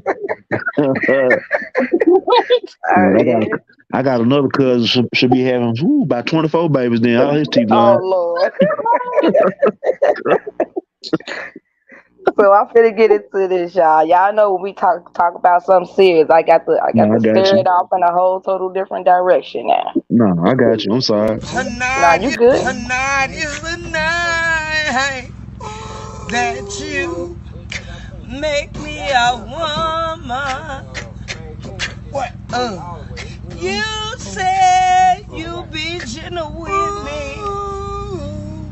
I hope you will. Oh, I'm nervous and I'm trimmed, waiting for you to walk in. Try hard to relax. Check this out. But I just can't keep still.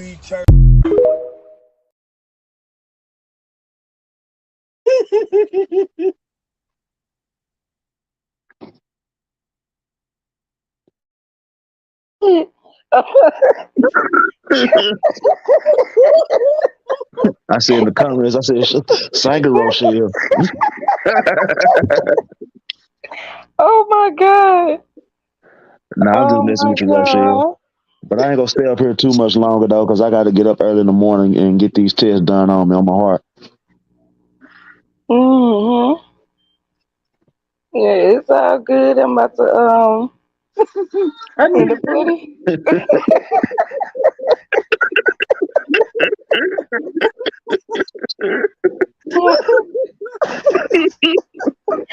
It was jamming. It was good. Oh my God. Oh, Lord. Where's those Pookie girlfriend? Yeah. No, I'll be at the silly. Oh. Oh my God. I'm gonna have to check my blood pressure after this. I'm laughing so hard. Miss Angel say play it again. I got you, Miss Angel. The Rochelle mix. The Rochelle mix. Oh my God. Neil, you're not gonna have me on the floor over here now. You ain't not gonna have me on the floor. Oh my God. Come. Oh, where did you go? I see you. Tonight is the night that you make me a woman. What? You say you'll be gentle with me. I hope you will. Oh, I'm nervous and I'm trimmed, waiting for you to walk in. Try hard to relax. Check this out. But I just can't keep still.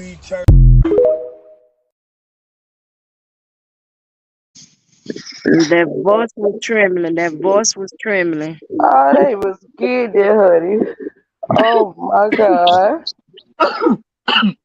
They was good, yeah. Bingo. Oh shit. Rochelle on America's Got Talent. I just saw Ray playing. Nah, I'm just playing Rochelle. You know I ain't nothing but love. Man, listen, I know I ain't tripping. Help me figure out if I'm tripping. Is I'm tripping? Man, life ain't the same no more, man. People ain't the same no more, man. People rather hate than give, man. And it's not just that. I remember it was a time in life when you go knock on your neighbor door to use their phone, get some eggs, bitch, and they get some milk, some Kool-Aid, whatever you needed. I remember when it was a time If you stayed on the street, everybody on that street stick together.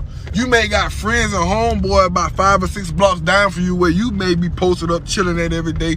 But when you home on your street, everybody on that street is family. When something go down, everybody into it. Not just one house. It ain't like that no more, man. It's not a community. Not only that, bro. Like, people are more selfish and only think about them. I grew up in the era, bro, like, if I got it, you ain't got it, we both ain't got it. Or we both got it, you feel me? If I'm eating, you eating. I can't dare be with my homeboys. We ride around doing our little 1-2, and we get hungry off the munchies and that liquor hit, and we get hungry. And he ain't got nothing. I can't dare let my dog starve. But these days, niggas like, man, you ain't got it, bro. That's on you. And just give you some off their plate. Man, no, man, it's enough for both of us, dude, man. Go ahead and get him what he need, man. But it ain't the same no more, man. And that's why I'd rather be by myself. I'd rather just chill by myself, because people are weird. You can't even trust to go ask your neighbor for anything because you don't know what's going on in that house.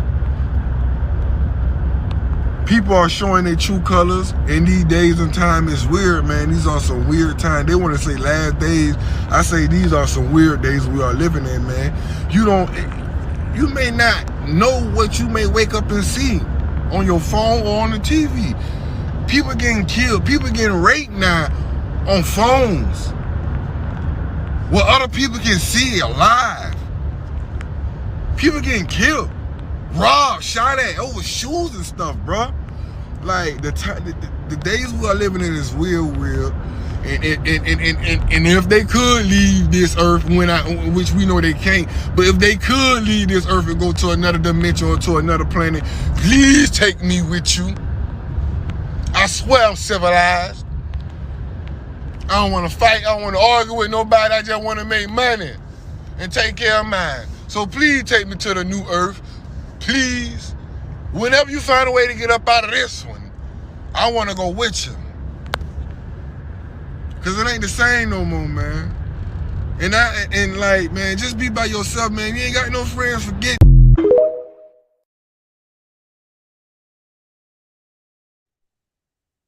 Hey, that's some real spill right there, though. Earth. That's right. I'm ready to go to Jupiter or something. For real. Not Jupiter. Man, it's big enough for everybody. And it's a motor. I don't think it's just a gas planet. Yeah, I was about to say you're gonna be smoking that Jupiter gas, huh? Jupiter gas. Yeah, just take me. I don't care, man. They need to devise a teleportation device, or just like the Avengers, man, the time bracelet or time travel through the universe bracelet. I want to go to Mars. No, I want to go to Venus. Or anywhere. Just take me, man. Yeah, I can't let my dog starve, man. That ain't the type of person I am, man. If I know you hungry, you need your clothes washed, you need to ride to the store, you ain't got no car, you need a couple of hours to go get some. And if I got it, I'm gonna get it to you, bro. Like your house done burned down and you ain't got no clothes. Man, I got plenty of clothes in my closet. You know what I'm saying? You might not be able to fit my shoes. You might have walked like a duck for a couple of days in my shoes, man. Go ahead. You know, you need some socks. Man, I got a bunch of noodles, man. I got a bunch of stuff in my refrigerator. You hungry? Come on over here, man. Put this this damn honey bun in the microwave, heat it up. You know what I'm saying? That's heaven. Anything. I can't do it, bro. Like, I see my homies walking. Hell no, that's a violation of my friendship. If I know you starving and I got something. Right. You know, I can't do that. My homies, right. They'll see me struggling.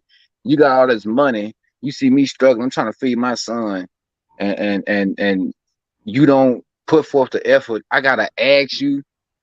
I tell you my situation, and I gotta ask you. I mean, where's the loyalty? Where's the respect? Where's the honor? You know what I'm saying? Like, man, I do for you what you gonna do for me. How selfish is that? No, you right. It's uncontrollable, man. You ain't got lights in your house, but I'm over here. I got lights. I can play the game. You over there at the storm that knocked out your stuff, man. Come stay on my couch. You can sleep on the floor or something. Put a pallet down. Put some covers down. You know what I'm saying? And I'm struggling. I'm trying to find a place for my little boy. And you living by yourself, and you got 4 extra bedrooms that you just using as storage, knowing I'm homeless. I ain't gotta ask you, bro. Like, you my friend. I call you my friend, my best friend. I don't have to ask you. I shouldn't have to ask you. You shouldn't have to ask me for help. If I know your situation, what type of friend would I be? Why would I hang out with you? Why would I call you? I couldn't even call you if I knew that you doing bad and I could help you. Nah, you right. Like, that's crazy, man. Just like my cuz Cheese, man. I helped my cuz Cheese. Tell me what I did for you, G. I ain't had to do that. You done did a lot for me. Gave me a new phone and everything. Cause I messed my other phone up. So yeah, you did that for me. Man, I gave him a we always help each other though. That's what you know what I'm saying. That's what family's supposed to do. You know what I'm saying? I gave my cuz, without even speaking, man, a $1,200 phone. Just gave it to him because he needed a phone. Yeah, because I missed my stuff too. The Stokols have also hosted the Thomases. Let me turn my TV down. You always got that TV up, don't you? No. Be quiet. When she just talk about the TV being on, when she could right. Be quiet.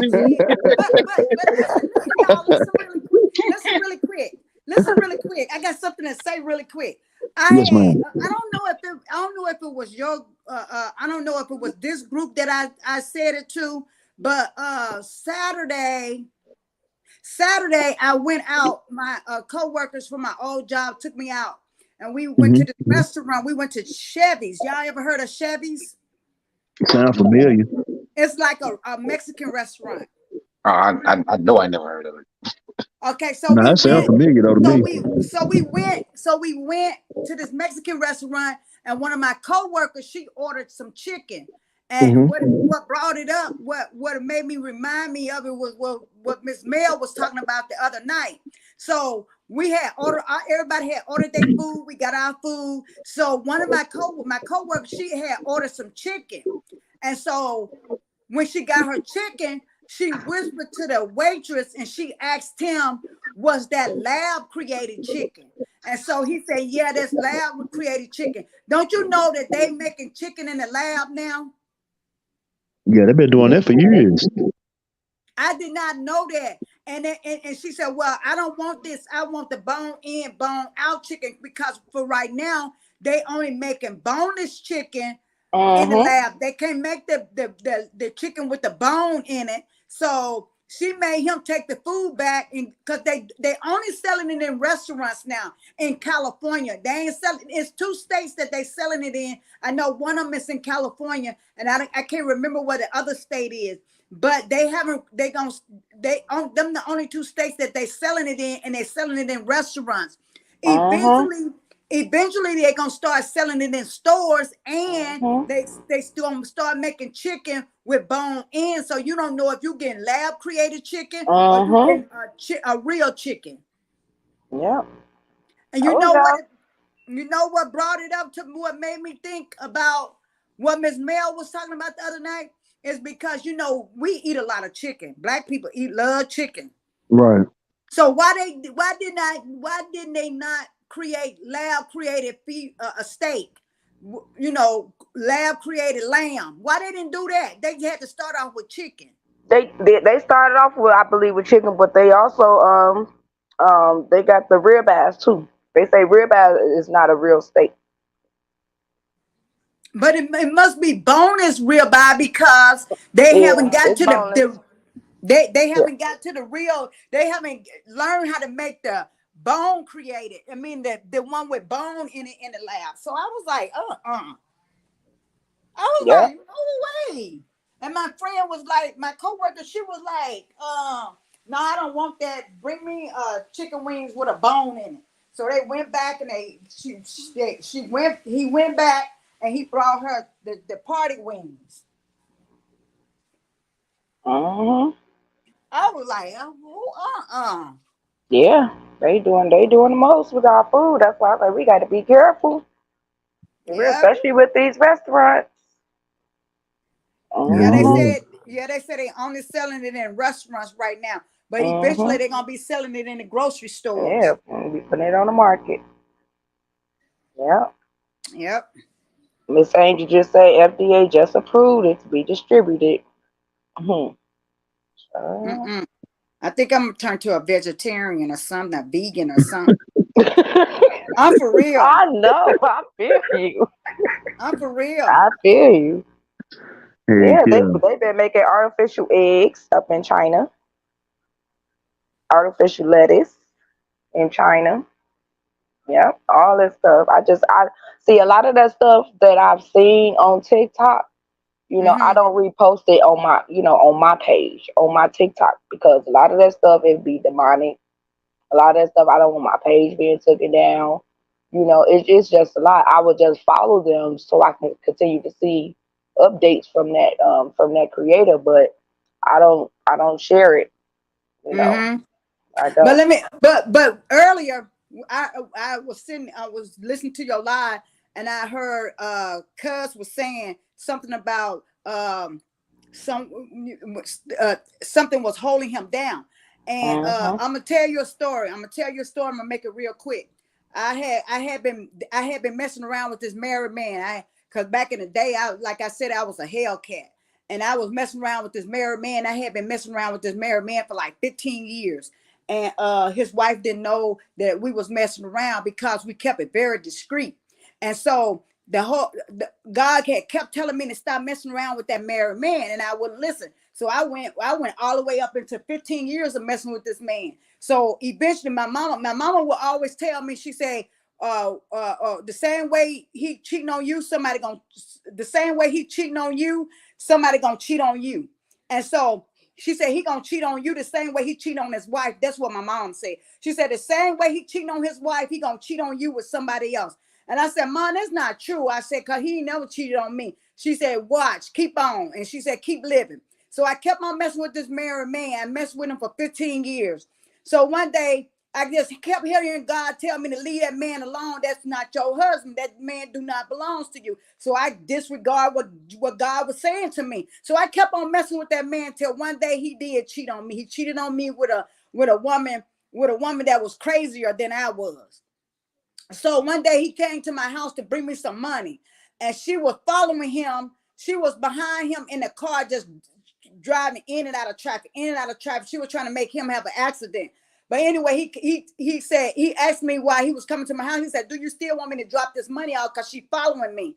I said, I don't care. She can drop the money. I said, you can drop the money out. I said, I ain't scared of her. She wants you. She don't want me.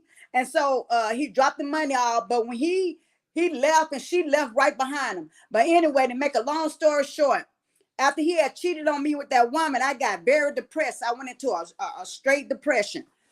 But I was living by myself, and I was laying on my couch after I had stopped messing with him, because God had been told me to leave him alone, and I wouldn't stop. And so one day I was laying on my couch, and don't you know, I had demons holding my feet down, and demons holding my hands down. Every time I would go to sleep, I couldn't even holler. I couldn't even scream. I knew they were demons because I had messed with that married man for 15 years. So it's some, bad stuff come behind stuff when you do stuff like that. So Demon was holding my feet down, and Demon was holding my hands down, and I couldn't holler. I couldn't scream, but I knew one name to call on. I knew one name to call on and get them up off of me. I pleaded the blood of Jesus. I just kept on pleading the blood of Jesus. I kept on pleading the blood of Jesus. I just kept on pleading the blood of Jesus. Then they would let me go. I couldn't go to sleep unless they were tormenting me. They kept tormenting me all night long. And the only way I could sleep, I had to turn my TV on. I had to put some kind of gospel on my TV, and I had to hold my Bible in my chest with the Bible wide open in my chest. And every time I would take my mind off of Jesus, the demons would come back. And I had to plead the blood of Jesus. I just had to keep on pleading the blood of Jesus. And I kept on pleading the blood of Jesus. All the way up to 2 weeks, I had got free. I had got set free. I'm letting you know that demons are real. They are real. The devil is real. And it took me 2 weeks pleading the blood of Jesus to get set free from that, because I was disobedient to what God was telling me. He kept on telling me, leave that married man alone. Leave that married man alone. That ain't your husband. That's somebody else's husband. Leave that married man alone. I wouldn't do it. I wouldn't do it. Because it felt so good. And so at the end, when he cheated on me, that's when it was over with. And once it was over with, I had to suffer the consequences that came behind it. Yep. So it's real. It's definitely real. Y'all just heard three different testimonies. Y'all just heard.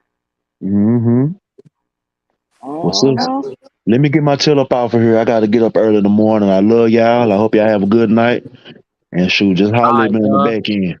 Just hit me up. Love you. Love you too, G. All right, y'all holler at me. Okay.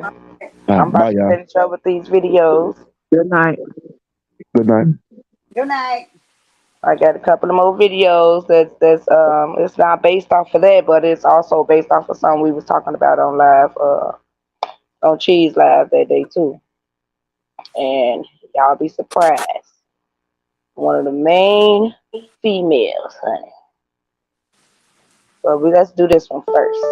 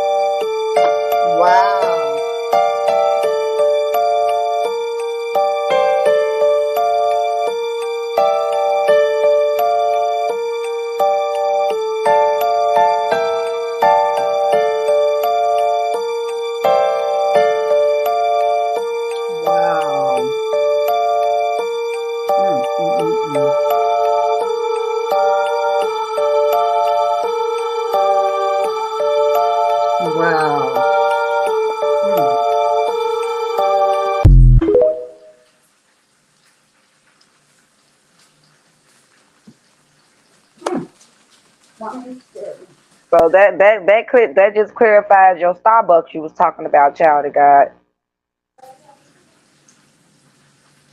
That's crazy. There go another one. Somebody you admire, somebody you respect, or maybe even love. And it feels good. I mean, if you're 7 years old and somebody, which I was trying to say this to my friends who had children, you're 7 years old and someone is stroking your penis, It feels good. Right. Even though you don't have a name for what that is, it feels good. And when I first said this years ago, people were like, you're crazy, because everybody wants to believe it's like sexual assault and you're being thrown up against the wall and you're being raped. And I have said for years, if the abuser is any good, you won't even know it's happening. Oprah legitimized the notorious sex criminal Joe Teixeira, a.k.a. John of God, as a miraculous faith healer, one who could cure cancer, giving him international recognition. Joe Teixeira is now serving 19 years in prison for the rape of 4 women. He is facing additional cases related to several sex crimes, including keeping teenage women as sex slaves in underground mines, forcing them to have his children, and selling their babies internationally for tens of thousands of dollars before murdering the women after about 10 years of childbirth. Oprah runs her own Leadership Academy for Girls in Africa, a $40 million school for disadvantaged girls, where in 2007, several children were sexually abused and parents were only allowed to see their children once a month. It was very close with disgraced Hollywood mogul, rapist, and abuser Harvey Weinstein. Her Me Too documentary ignored Weinstein and Jeffrey Epstein. Oprah was herself a teenage prostitute. She stokes the fires of racism in America. And she is a member of the Billionaire Club, or the Good Club, along with Bill Gates, George Soros, Warren Buffett, David Rockefeller, and Ted Turner. the so-called Good Club meets behind closed doors and discusses plans for global depopulation. The Great Awakening is upon us. When will humanity begin seeing these billionaire celebrities for who they really are?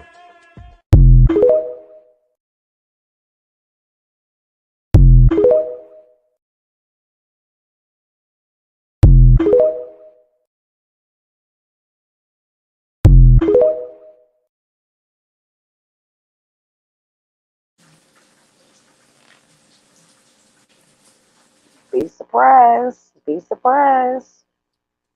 That's why I kept saying, I was so passionate about telling folks to open up their eyes. They need to open up their eyes. There's a lot of stuff going on that's been going on for years, centuries, that really they just don't even care about putting it out there at this point right now.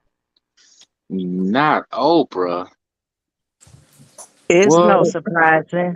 I always kept my eyes open because the way you treat your own, and you can see this plain as day, you know it's a problem.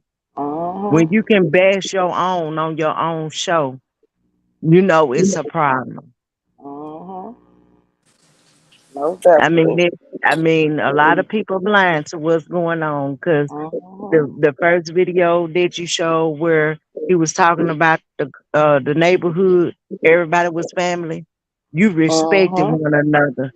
The children, if they was outside playing, if the neighbor said something to you, you was doing something wrong, you best to listen and say yes, ma'am, or yes, sir, or no, sir, or whatever.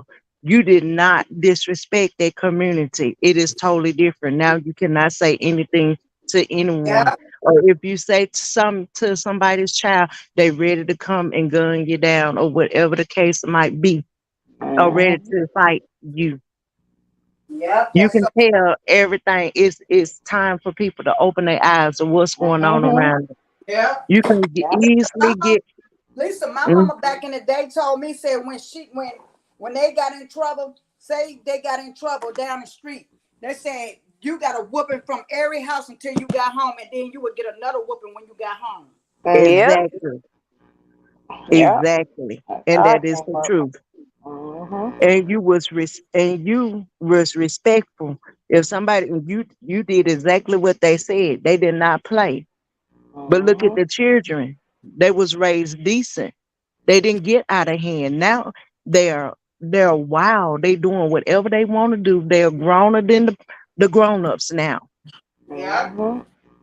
They're doing whatever. They out in the street hanging late at night. If we was outside, you better not let that street light hit. You need to be inside the house. That's facts.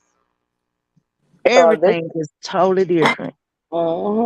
This for you, Jones. And you into the whole music you did. So I don't know if you know about what's going on in the industry, but here go a little something.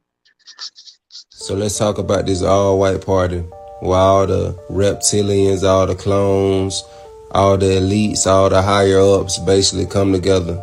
And when I say higher-ups and elites, I mean like these two. Now, they ain't even show up to the BET Awards, but they made sure they was front row to this. None of these pictures was accidentally taken. Y'all remember when I was telling y'all about the humiliation ritual? Well, basically, this just a big humiliation ritual party. They basically letting you know no matter how big you get, how much money you make, we still in control of you. You know what I'm saying? Let's take attendance real quick. We got Mr. Astro World right here, Travis Scott. We got Quavo off over here in the cut. Rest in peace, Takeoff. Then we got Tom Brady, the GOAT. And I mean, we all knew he was gonna be here. I know y'all remember that video of him running around like a bunny rabbit. Count out loud. That's the wrong time. Count out loud. 6, 7, 9, 41, 42. This is what really happens with Peter, TV, Kanye. What we do on our way to a Vogue event, ribs and French fries. So this is. Y'all ain't never wondered why these two were going up so fast in the industry. Y'all thought that live, especially him, y'all thought that live with Birdman was Birdman really getting at that man. Birdman was giving this man more exposure. I want y'all to peep bro right here hands. We got Usher, we got Kevin Hart, He look like he in a sunken place. Man, look who we have here. Mr. Damar Hamlin. I wonder what he doing now. In case some of y'all ain't seen this picture, this man right here has on underwear that says Ruben. He don't even have on pants. One of these pictures took by accident, I'm telling you. Didn't he just win MVP? Hey, I wanted to point out these eyes too. Look at the Damar Hamlin eyes. And I put this picture beside it, you know what I'm saying? So y'all can get a picture. Y'all can get an idea of what I'm trying to tell y'all. Pete Tiffany had his tongue. What is that?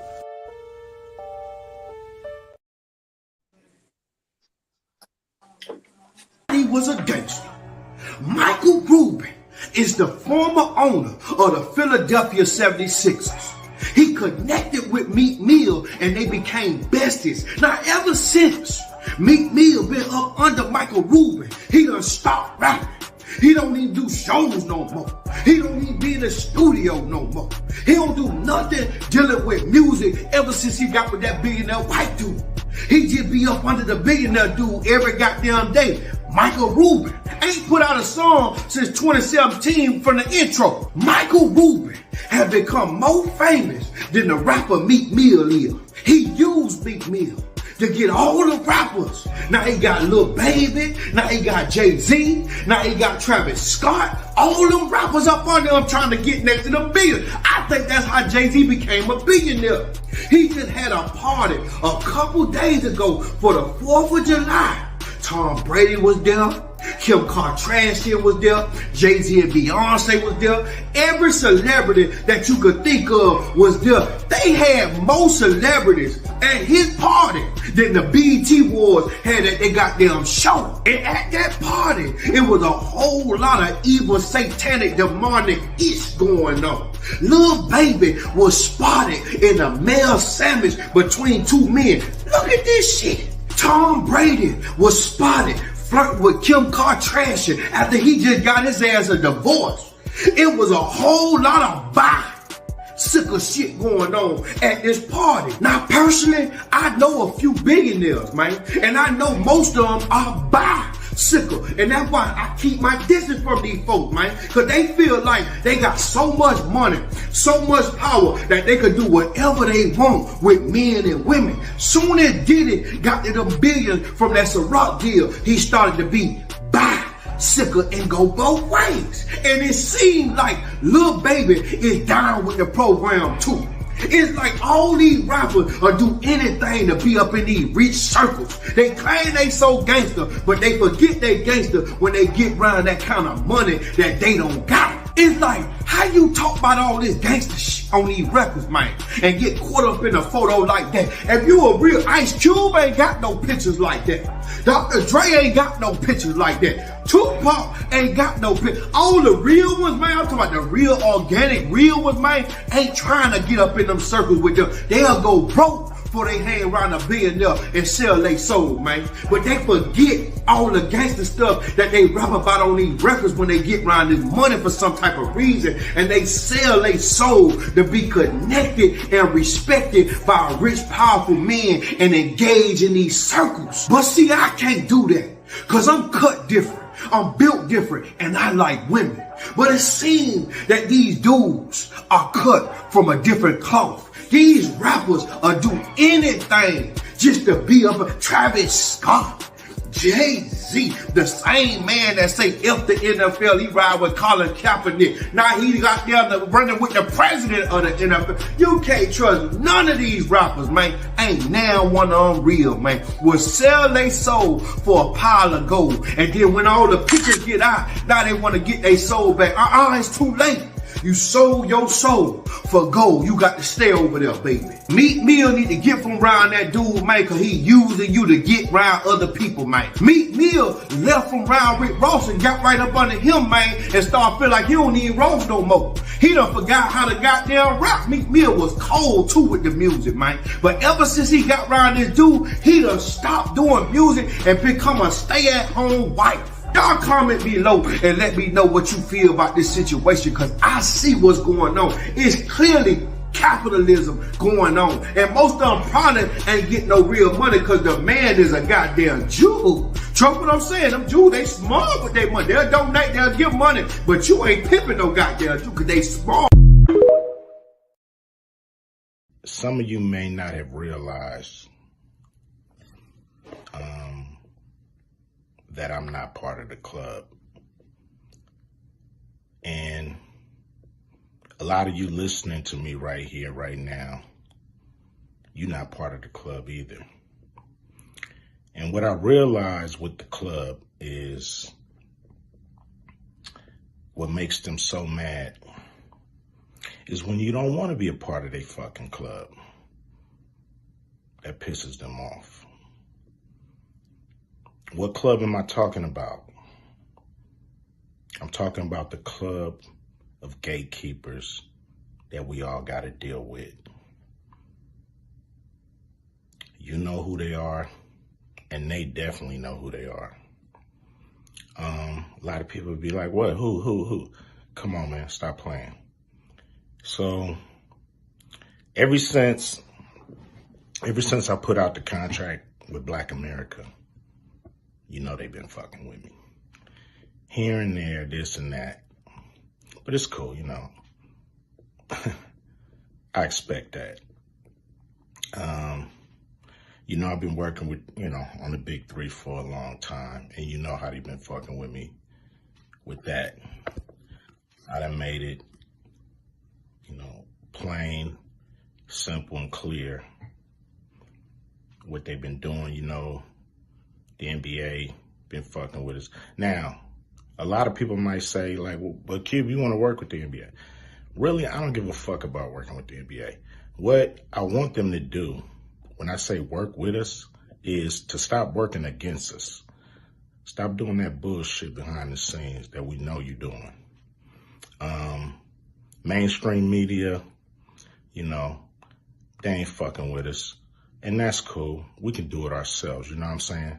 We still on the rise without these motherfuckers. So we don't need them, you don't need them. So what am I gonna do to deal with these motherfucking gatekeepers? Well, what I'm gonna do is go on a Fuck the Gatekeepers podcast tour. And I'm gonna go talk to everybody, and get a chance to get my message out to the people.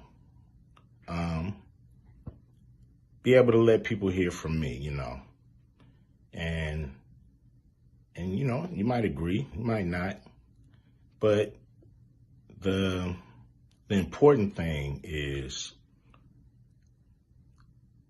for me to go on these platforms, say what I feel about what I think. And, some people may get pissed off because I'm going to talk to everybody. I'm not playing. And it's gonna be a crazy summer. It's gonna be fun. Appreciate y'all. Always support the Big Three. Hopefully I'm doing stuff that you guys dig. I'm not doing this for me. I'm doing this for people that's bored as fuck in the summer with summer sports and want something cool like the Big Three. So here we are. Appreciate you. Much love, much respect from your homeboy Ice Cube. Remember that.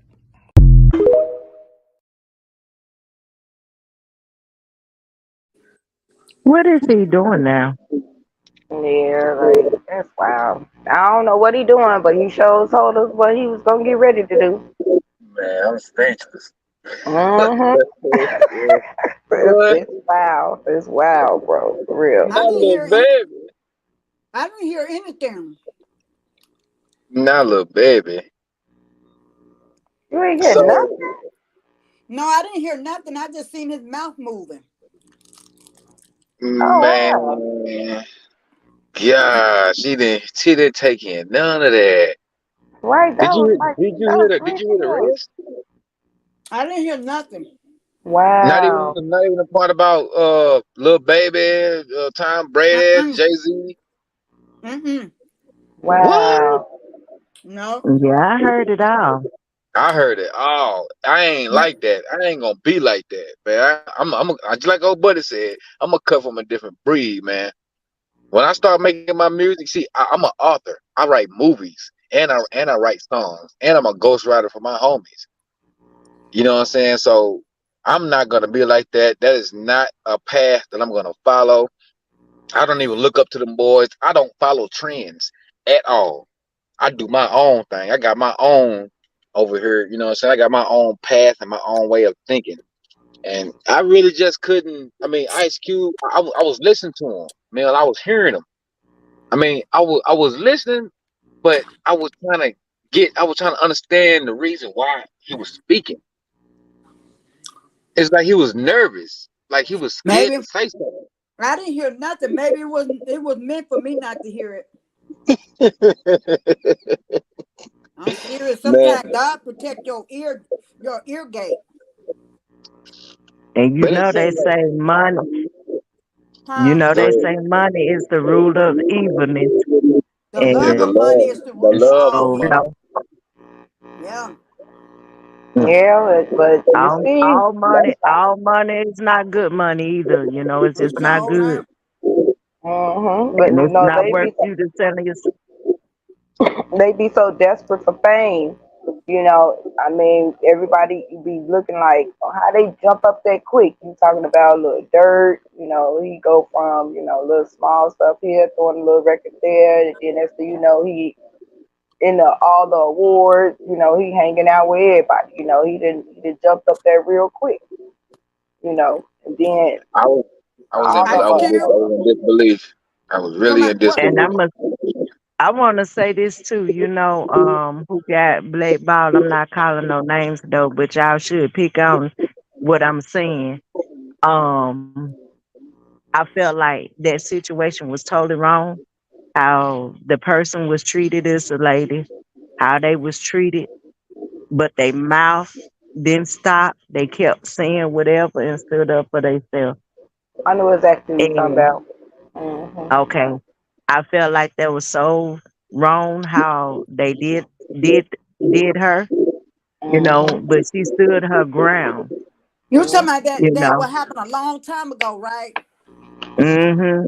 And she stood her ground. She was not accepting it.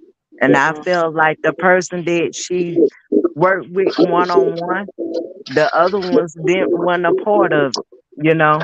They was somebody mic on, we echoing together. I think it's Jones. I think it's Jones. Okay. There you go. It's clear. I mean, that was so totally wrong. And the person that she went to and working with, you know, I wish I had heard that herself. about Ice Cube. I wish I had heard about Ice Cube. All I seen was his mouth moving. I thought she had it on mute. I thought she was just playing it like that. I couldn't hear nothing. I ain't heard nothing he said. No, ain't nobody say something in the chat. Yeah. That's crazy. It is. I mean, people, it's something else, you know. Man, I had to go get me something to smoke, man. That stuff had me annoyed. Like, when y'all hear my mic echo it, I was in the truck. I was on my way to the store, man. I gotta go, man. That boggled my mind. Like, I didn't know what to think. I don't even know if I should get my opinion on that, because I don't want to get in this industry and then somebody come back and look at that like and try to condemn me for what I said about it. I'm telling you, Jones, my best friend, her son, he sing, he rap, he got a beautiful voice, and he rap. And the first people that reached out to him, and because he put his music on, I think he put his music on Spotify. What's it, Spotify? It was one of those places he put his music on. And you know who was the first people that reached out to him? The Secret Society. Yeah. And my best friend, she's a Christian, and she prayed against it, and she said, "Don't reach out to them, because that's how they get you. They get those vulnerable, naive, that brand new coming out and trying to promote them." And she said, he said that was the first people that reached out to him was the Secret Society. Yep. And if you don't know who the Secret Society is, the Illuminati. Exactly. Exactly. No, the music industry, you just need to produce your own stuff, have your own label. You know what I mean? Like that's why they can't, they can't touch certain folks. You know, but when you get anything from them, any favor that they do for you, trust and believe, you're gonna have to return one. Yeah, you're gonna have to return one, and you're gonna have to make a you're gonna have to make a dummy out yourself and wear a dress. All that there. Ain't no turning back. Because after that, it don't nothing else belong to you no more. It belongs to them.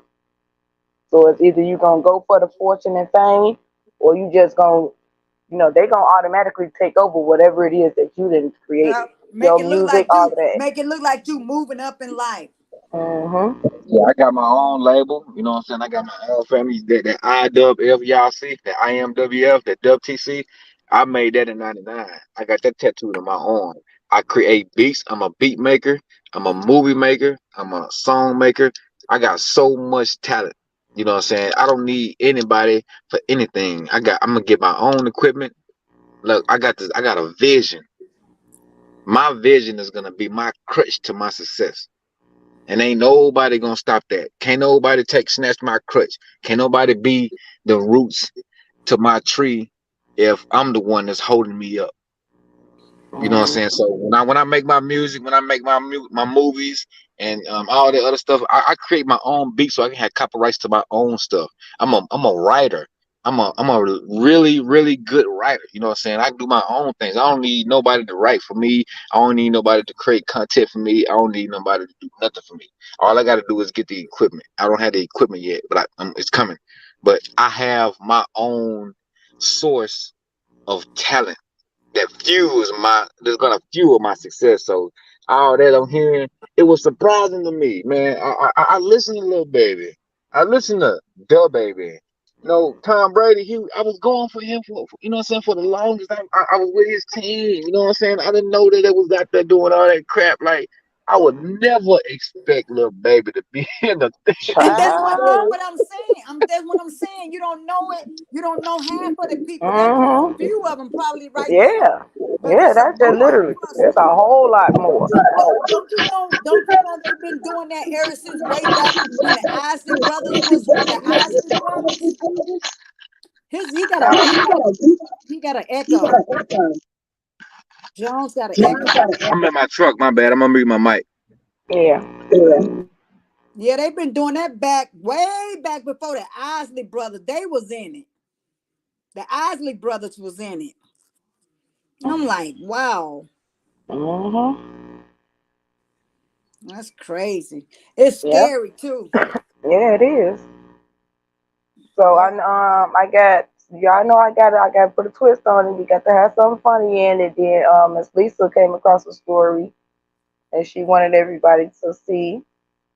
And we gonna do this first. We don't want to get our minds too settled on one thing, you know what I'm saying? Especially when it can be disturbing at the same time. So I just be trying to throw it off a little bit with put a little something funny or whatever in the middle of things. So here we go. Wait till the end. Man, I'm trying to cook this up fast, man. It's hot too. Man, don't keep that on grill. You gonna make that burn the stuff. Yeah, I don't have enough for my kids.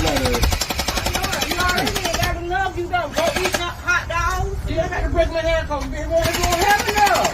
Girl, you got a mess over here. They ain't out there taking me a couple of plates off. Girl, some of them plates ain't gonna be nothing in them shit. My baby gonna eat. Yeah. That was my baby. My Lord. Yeah. He got another fan. Just how you got the just how you do. Just how I do. Go baby, you all up. Yeah, take you home with you, baby. Get my baby hungry. He got them flies. See all them flies on that arm?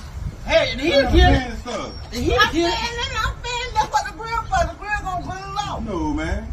No. You don't want none? Huh? You don't want none? I'm about to see you now hot dog. You don't, do you want any? Tell me the hot dog. Well, quit talking shit. Talk too damn much. Make people hate you. I'm telling you. Hey, she got minute. There is minute, man. She got minute. Them little appetizers. Yeah. Oh, what is it? I ain't trying to figure out another pack of hot dogs.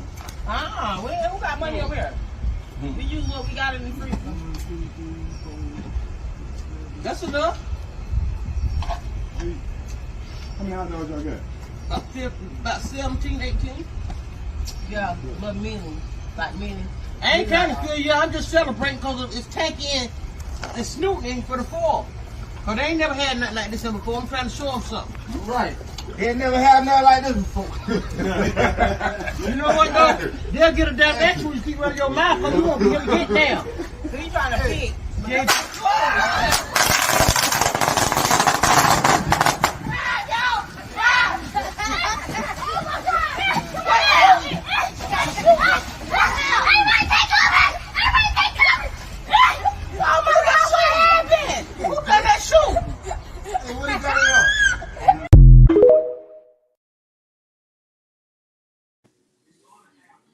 I don't know. I didn't hear that either. Little badass little boy. I saw that earlier today. I seen that. That was funny. You over there? You good over there, T? You good, T? Yeah, that was fun. I don't know why I can't hear it. I'm gonna run in the front and flip that bitch, boy. You got that bitch? Don't do it, G. Don't do it, G. That's G, folks. Don't do it, folks. We on the pause. You need folks.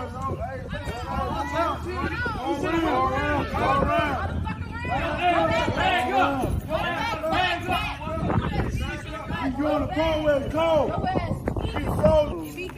EBK. On the alley edge. When he coming downstairs, bro, we waiting, man. He's tweaking, folks. Yeah, he's really tweaking.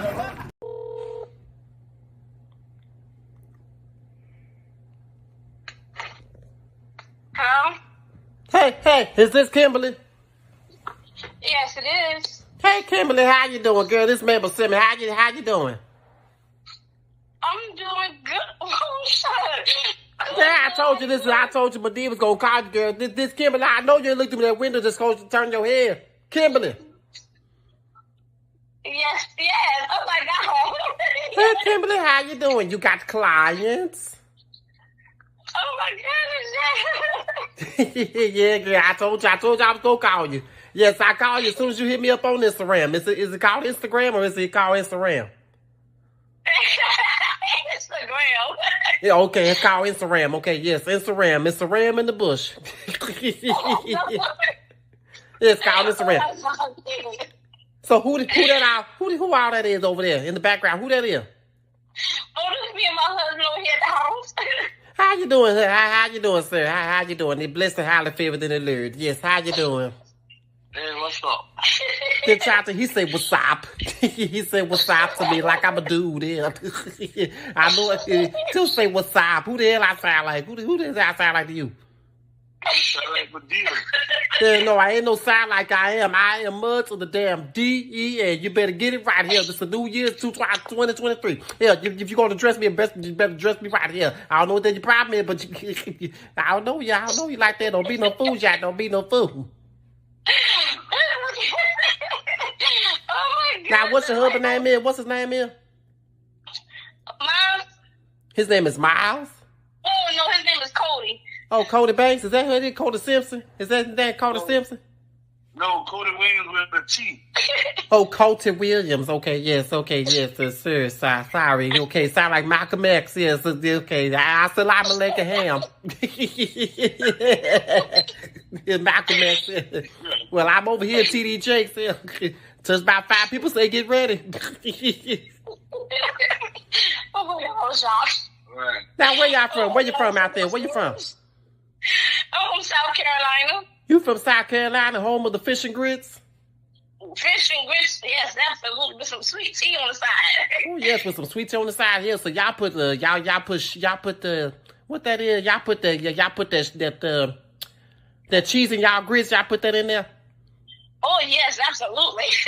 Child, yeah, I know y'all from the South here because y'all eat nothing but seafood, the crabs, the shellfish, everything down there. Yeah, y'all eat nothing but shellfish down there. Oh man, what you telling? Yeah, y'all need to come on down.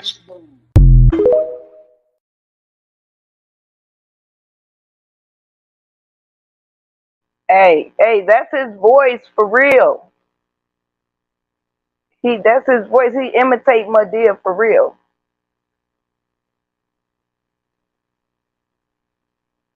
Can y'all hear me? Everybody on mute. Them forgot they on mute. Y'all on mute. Lisa. I'm here. Oh, okay. So I'm about to play the Miracle Man. Okay. Okay. Isaiah 54. No weapon formed against me shall prosper. Tell yourself, Deuteronomy 28. I am the head and not the tail. Tell yourself, Psalm 18. The Lord is my rock and my fortress and my deliverer. Tell yourself, Psalm 20. Some trust in chariots and some trust in horses, but we will remember the name of the Lord. Tell yourself, Romans 8:37. We are more than conquerors through him that loved us. Tell yourself, I can do all things through Christ who strengthens me. Tell yourself, Job 13. Though he slay me, yet will I trust in him. Tell yourself, Psalm 27. The Lord is my light and my salvation. Whom shall I fear? The Lord is the strength of my life. Of whom shall I be afraid? When the wicked came against me to eat up my flesh. Wrong. Show them that every smile. That's right. Let them know. There it is right there. He said, yeah. They know it. There you go. And every smile. That's what we talk about all the time, ain't it? Yeah. All you gotta do is open your eyes, and that'll the puzzle be complete in regards to your response. So just open your eyes, baby. I'm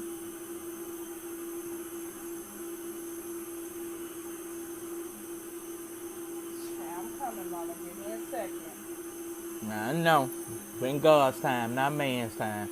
So we know. Mama gonna be right here waiting on you too.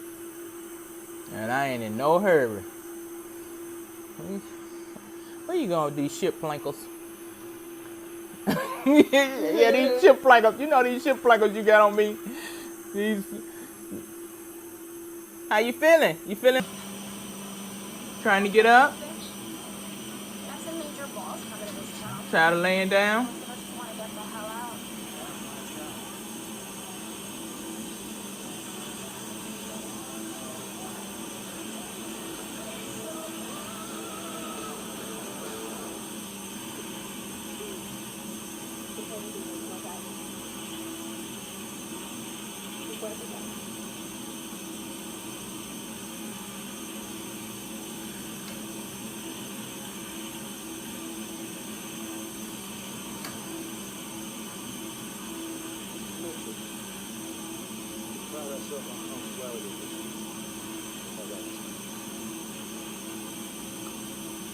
Hey, Jerome. Do you know what happened to you? Do you know what happened? You know why you're here in the hospital? Do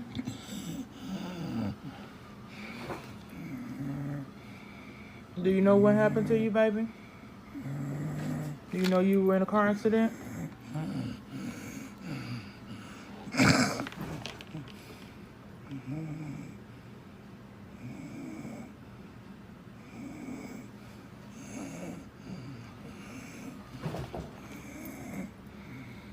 Hey, baby.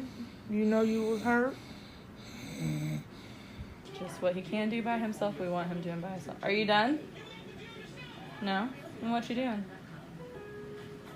You don't know. Can you brush your teeth for me real quick? And then we'll finish brushing your teeth. Finish brushing your teeth. I'm so proud of you. You're doing so well. I am too. You're doing awesome.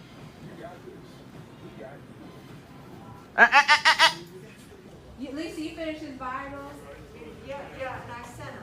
Okay, so thank you. Sent through. If you can go, please make his bed, get everything ready so we can be ready to go back in. That'd be great. They are listening. Look at here, we in a room full of it's mine, man. potential. Yeah, we Okay, so where can I sit? Oh, we can give you a chair and we can sit. We're gonna go to the back mat. You ready, Kiki? Remove the tag. Let me call you a cab. I wanted to speak to the main lady. Okay. You want to speak to the main lady? Sally. Tuna. Hmm. Tuna.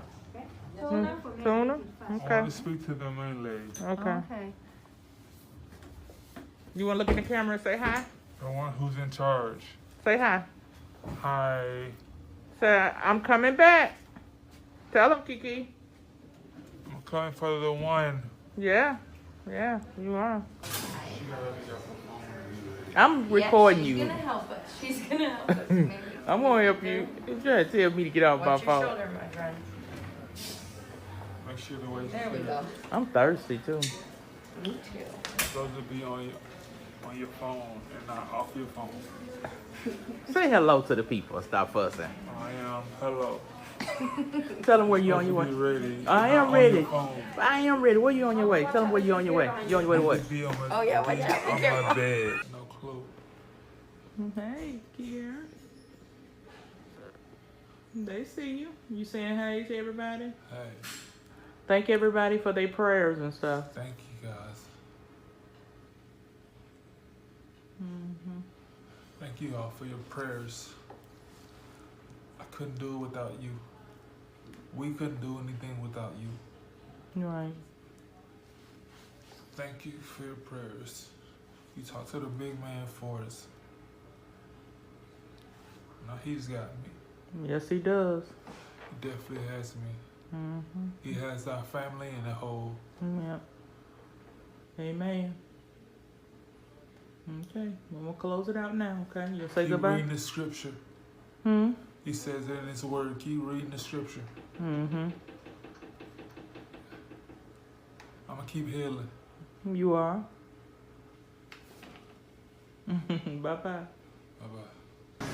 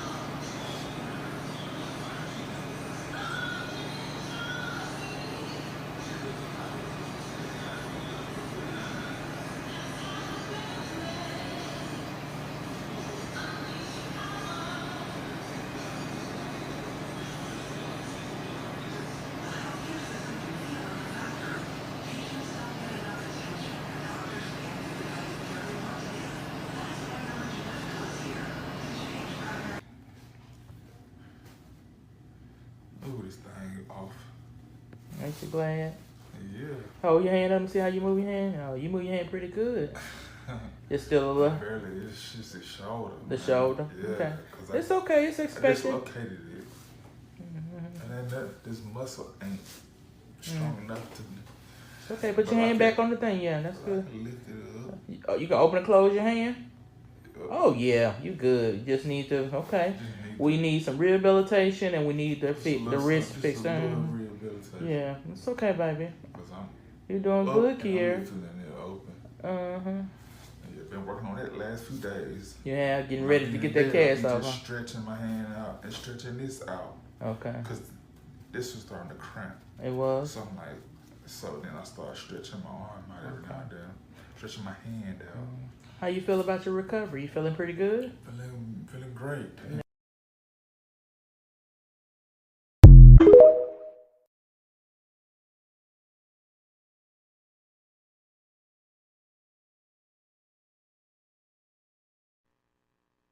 I love that story, Lisa. Like, Yes, that that's is such a miracle. That is a miracle right there. Like, oh my God.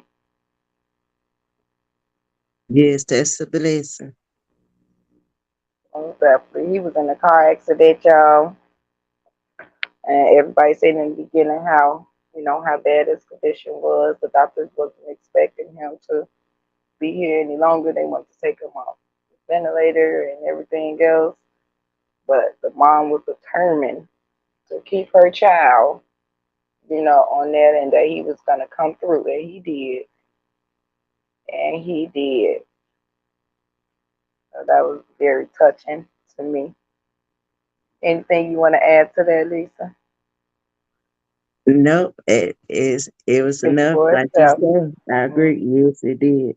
Mm-hmm. Yeah. Definitely got to be grateful. He didn't even remember what happened, how he got there, anything. Right. That's right, child of God. God has the last say, not men. Mm-hmm. Oh, yes. Right. Is it just me, or did Facebook become one miserable, broke, messy, lame-ass place? It's a bunch of family members that's sitting on there that don't never like shit, don't never comment on shit, waiting to see you go through something. That's the only time you're going to see a bitch commenting and seeing what's going on with you. They don't like nothing on your page. None of that. It's 1,000 bitches on there that know you, that ain't going to like nothing. Facebook is coming to an end, baby. I don't want to sit on the internet and sit down a platform of bitches all day, sitting up talking about their miserable, messy ass lives, subbing other people, putting their feet in shoes that they feet do fit in them, but don't even be talking about them. And then bitches sub you all day on there. Don't even be knowing that a bitch is talking about you. And they never support you. Never support you. It's people that don't know you that will support you. That's why Facebook is coming to an end, baby.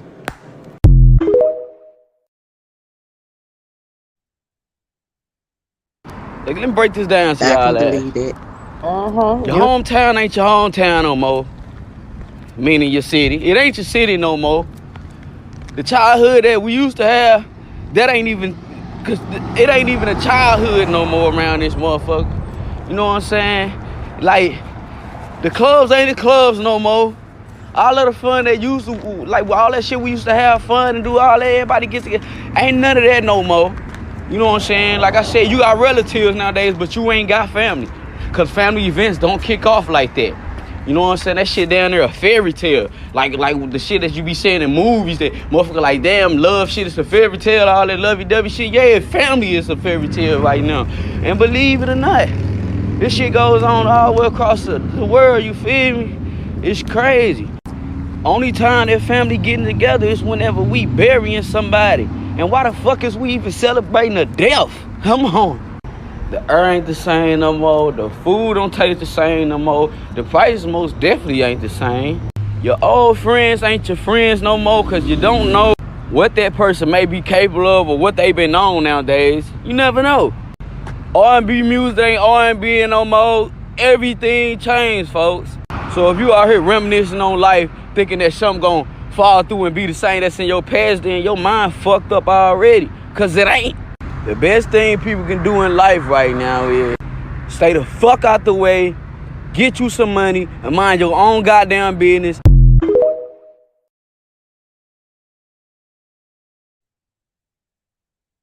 I ain't got nothing but some little old. Get on out that road, get your foot wet. Now, it's time for me to go downtown and do a little shopping around right about now. Come on out there, LaJuan. Come on out, LaJuan. Come on out. Cause you may not make sense. But I'm just finna do this right here. Uh-huh. Come on out, Gina. Bring your ass to me. I'm just finna do this right here. Now bring your ass on to me. Now bring your ass on to me. Now run that shit on back. Run that shit on back. I'ma show you. Run that shit on back. KK ain't got there. One thing about it, two things for certain. Her mama got it. Run that shit on back. Run that shit on back. Run that shit on back. One of these ain't gonna make it. Girl, you can have that, but you can bring that diamond on. Ooh. You can bring that diamond to me. Ooh. That's what I'm trying to tell your ass. So she still size the spade. Do some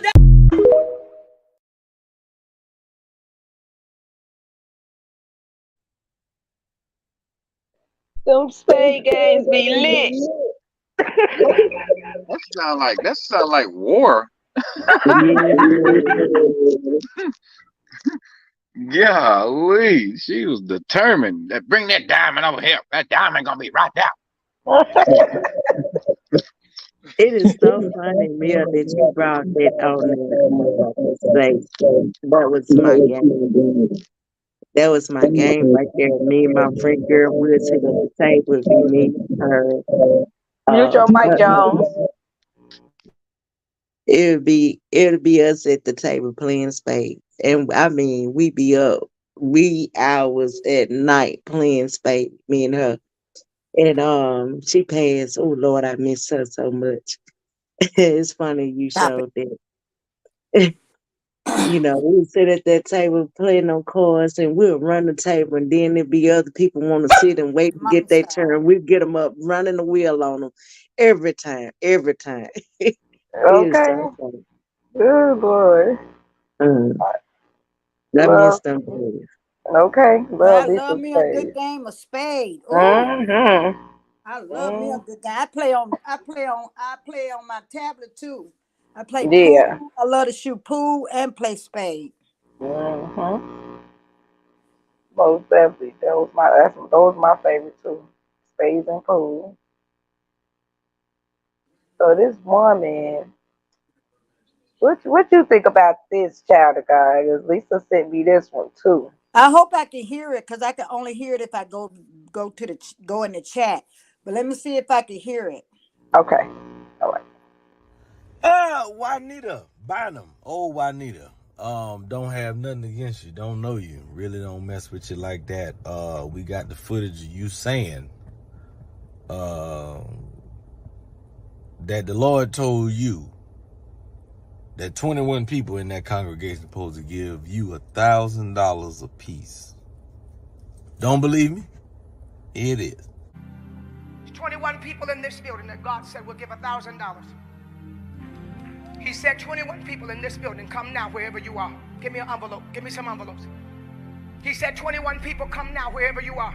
$1,000 ain't nothing in comparison to what God's going to do. I didn't call for buckets yet, y'all.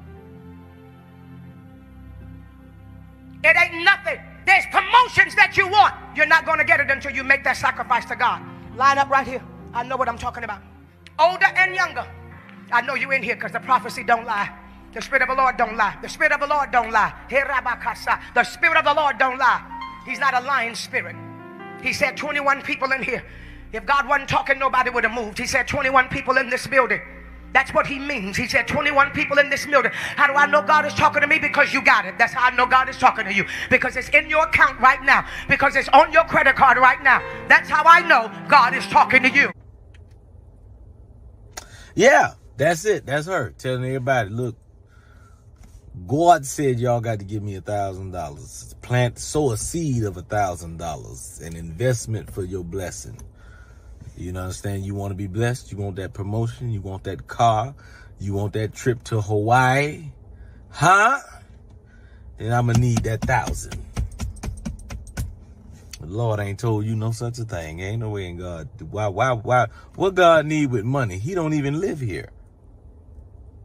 Why would the Lord, what is the Almighty Father gonna do with paper money? What he gonna do with a check? God ain't got no bank account. Where he going with the money? Huh? Well, he finna make an investment for his future? He ain't gonna die. Why? Well, he gonna take out a life insurance policy? What does he need with the money? He don't need it. He ain't tell you that. God ain't for sale. Not the one I serve. The God I serve. He requires things that money can't buy. That's the one I don't know about the one y'all messing with. The one I know. Requires things that money can't buy. Hallelujah, somebody. Shamananaya. Red biscuits and gravy.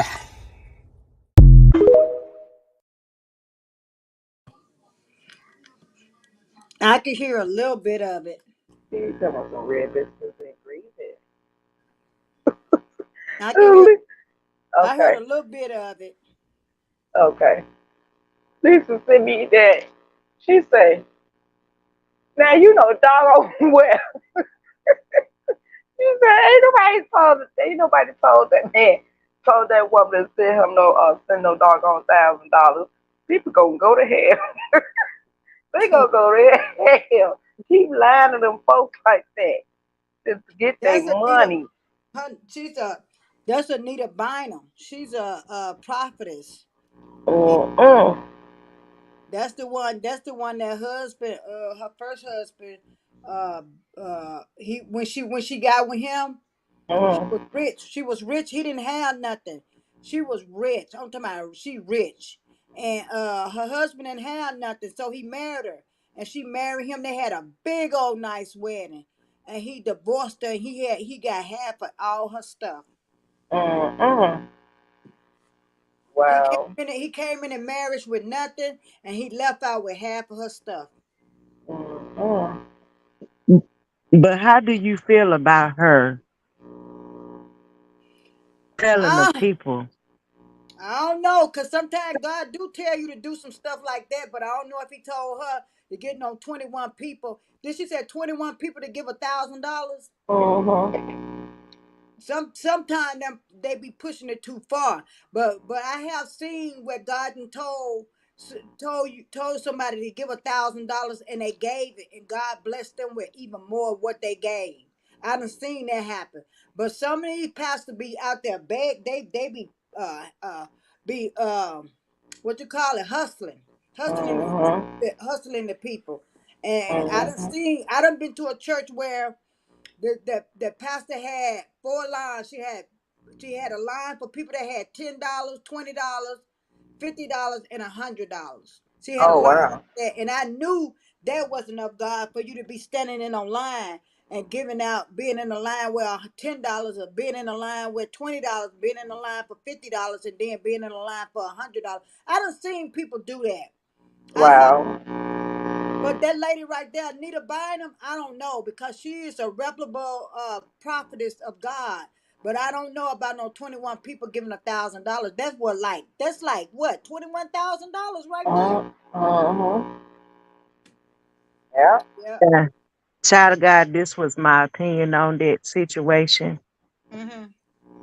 I don't feel like God told her to tell 21 people to give $1,000. Now that's my opinion.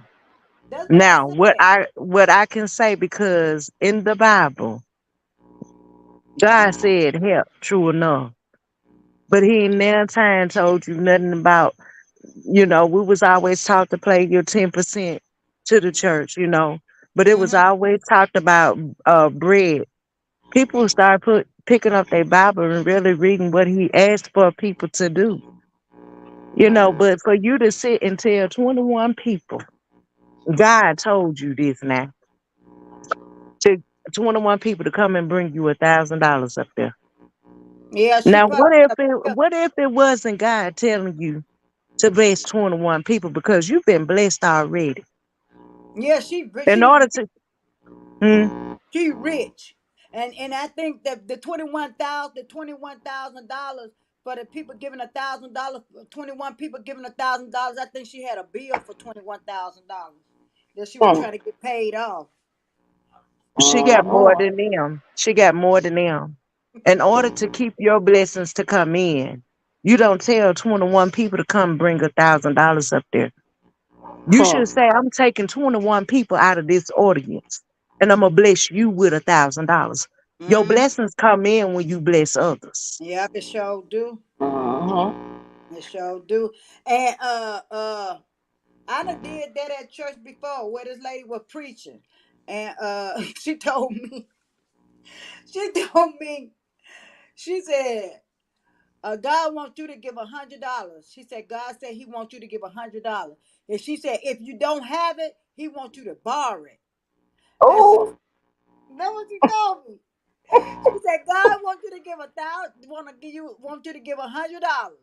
And if you ain't got it, if you don't got it right now, He wants you to borrow it.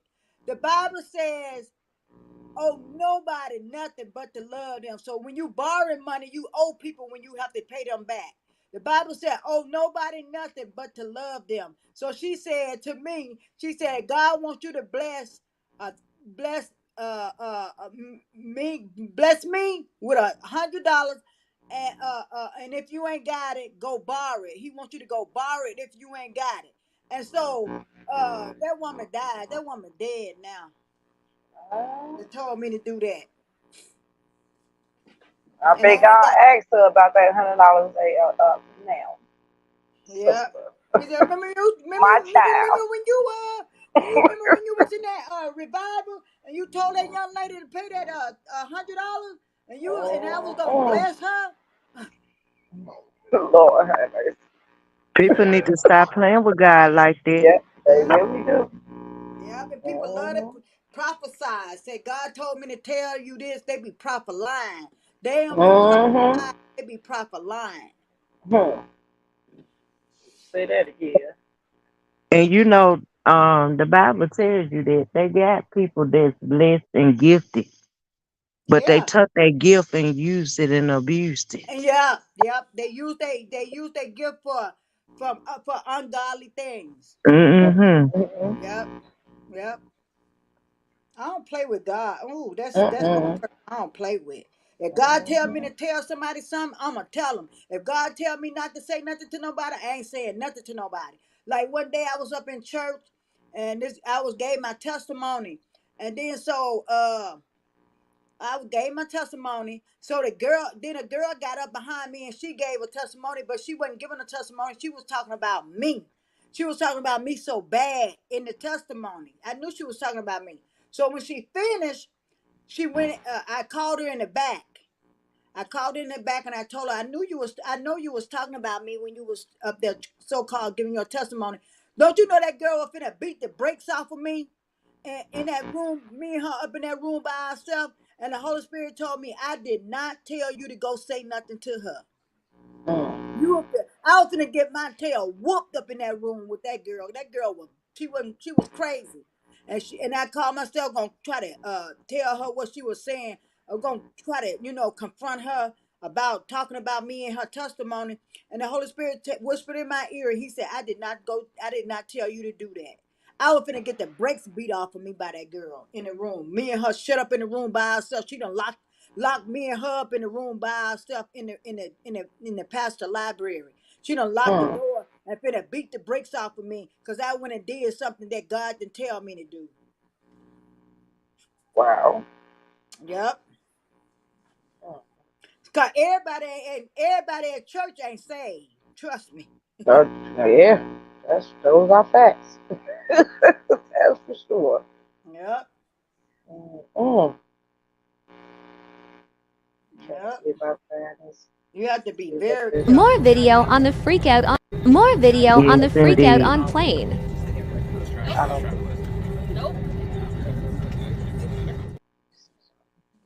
I think that's that lady on that plane, huh? Oh, okay. Yeah. Okay, I can take that off. I better get off this thing so I can go get in the tub and get ready for work tomorrow. Because I go in now. I have to go in. I used to work from home. Now I have to get up and get out. Okay, child of God. Okay. I'll talk to you guys later. Okay, you have a good night. Okay, thanks for coming. Thank you, Mia, for having us. Most definitely. Yeah, I got one scheduled for tomorrow. It's called "What About Your Friends?" Okay. That sounds like a good one right there. Yeah, well, we definitely gonna need you up here, girl. Okay, as soon as I get in from work, because I think I got in late today because I don't know what happened. The reason why I got home late today, I don't know what happened, but it started at 8:30. Okay, so it'll be 6:30 here. Okay. Okay. All right. Okay. Good night, lovely ladies. Good night, child of Good God. night, child of God. Good night. Is it anybody still in the comments, Mia? It's 3 people still watching. Okay. Hello, hello. Hey y'all. So I just got this one other thing, and then I'm probably going ahead and end it. It's like almost 3 minutes long, and I Okay. didn't watch the full video, but I know they said it could be disturbing, but I didn't watch the full video. It's a interview with some lady. And speaking of female groomers, you have to watch this video. If you are a parent of young children, female resident here in the facility, and we're trying to find out if she'll talk to us. Laura's a little intimidated by all of this. She's willing to talk if it's just like a cameraman and you. Okay, great. Hi, Laura. I'm Lisa. Nice to meet you. Nice to meet you. Thanks for talking to us. Can I ask why you're here? Why I'm here? Well, I went to prison in 89, for first-degree rape of a child. Do you think that you should be here? Absolutely.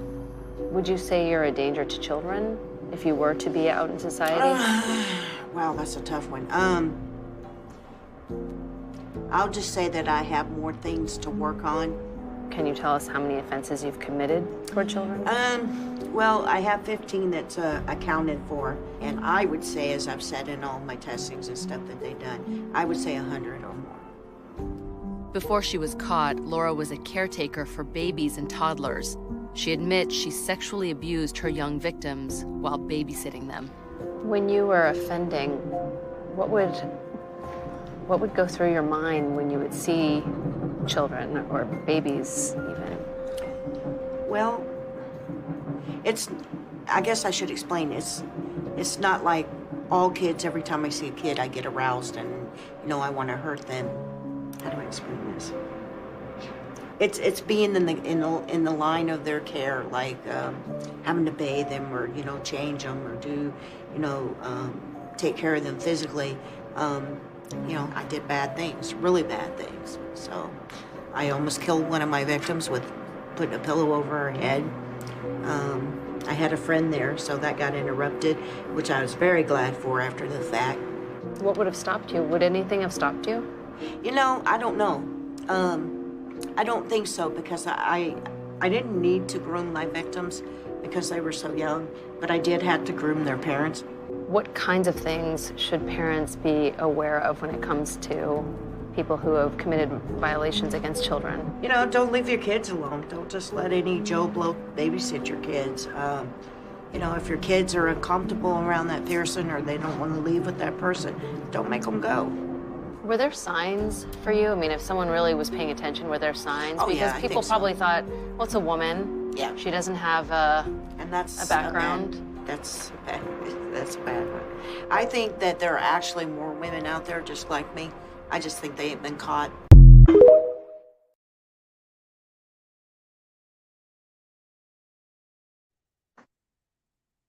That is it. 15 to talking about 100 or more. Like, seriously? Yeah, that's really secret. Like, oh, girl. But overall, we definitely did 3 hours. Wonderful. Yeah, an hour towards the first segment with Cuz Jones, and then we had 2 hours of content. And overall, I believe it was another great live. And at this point, I'm getting tired. It was good. I enjoyed it, Mia. Thank you so much for having me up here with you. It was really good. No problem. You know how we do it. So it's going down tomorrow too. So whoever watching, we definitely gonna talk about it. The title is called "What About Your Friends? Are you #Are you a real one?" So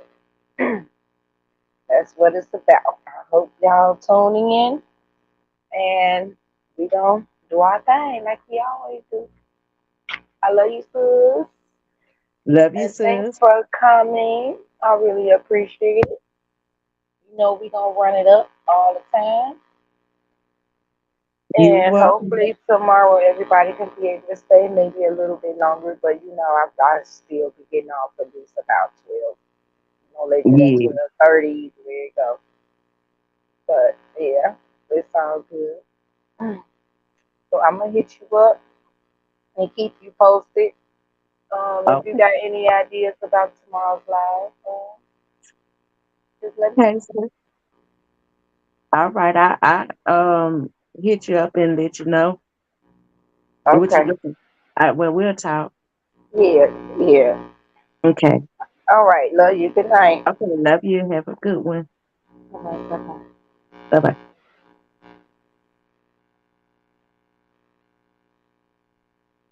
I want to thank everybody for tuning in to my channel. I appreciate you all. So everybody that came up on the panel and everybody, my guests, that was in the beginning of the live. I ask that you all share the live, like it, and subscribe. Thank you. See y'all tomorrow. Bye.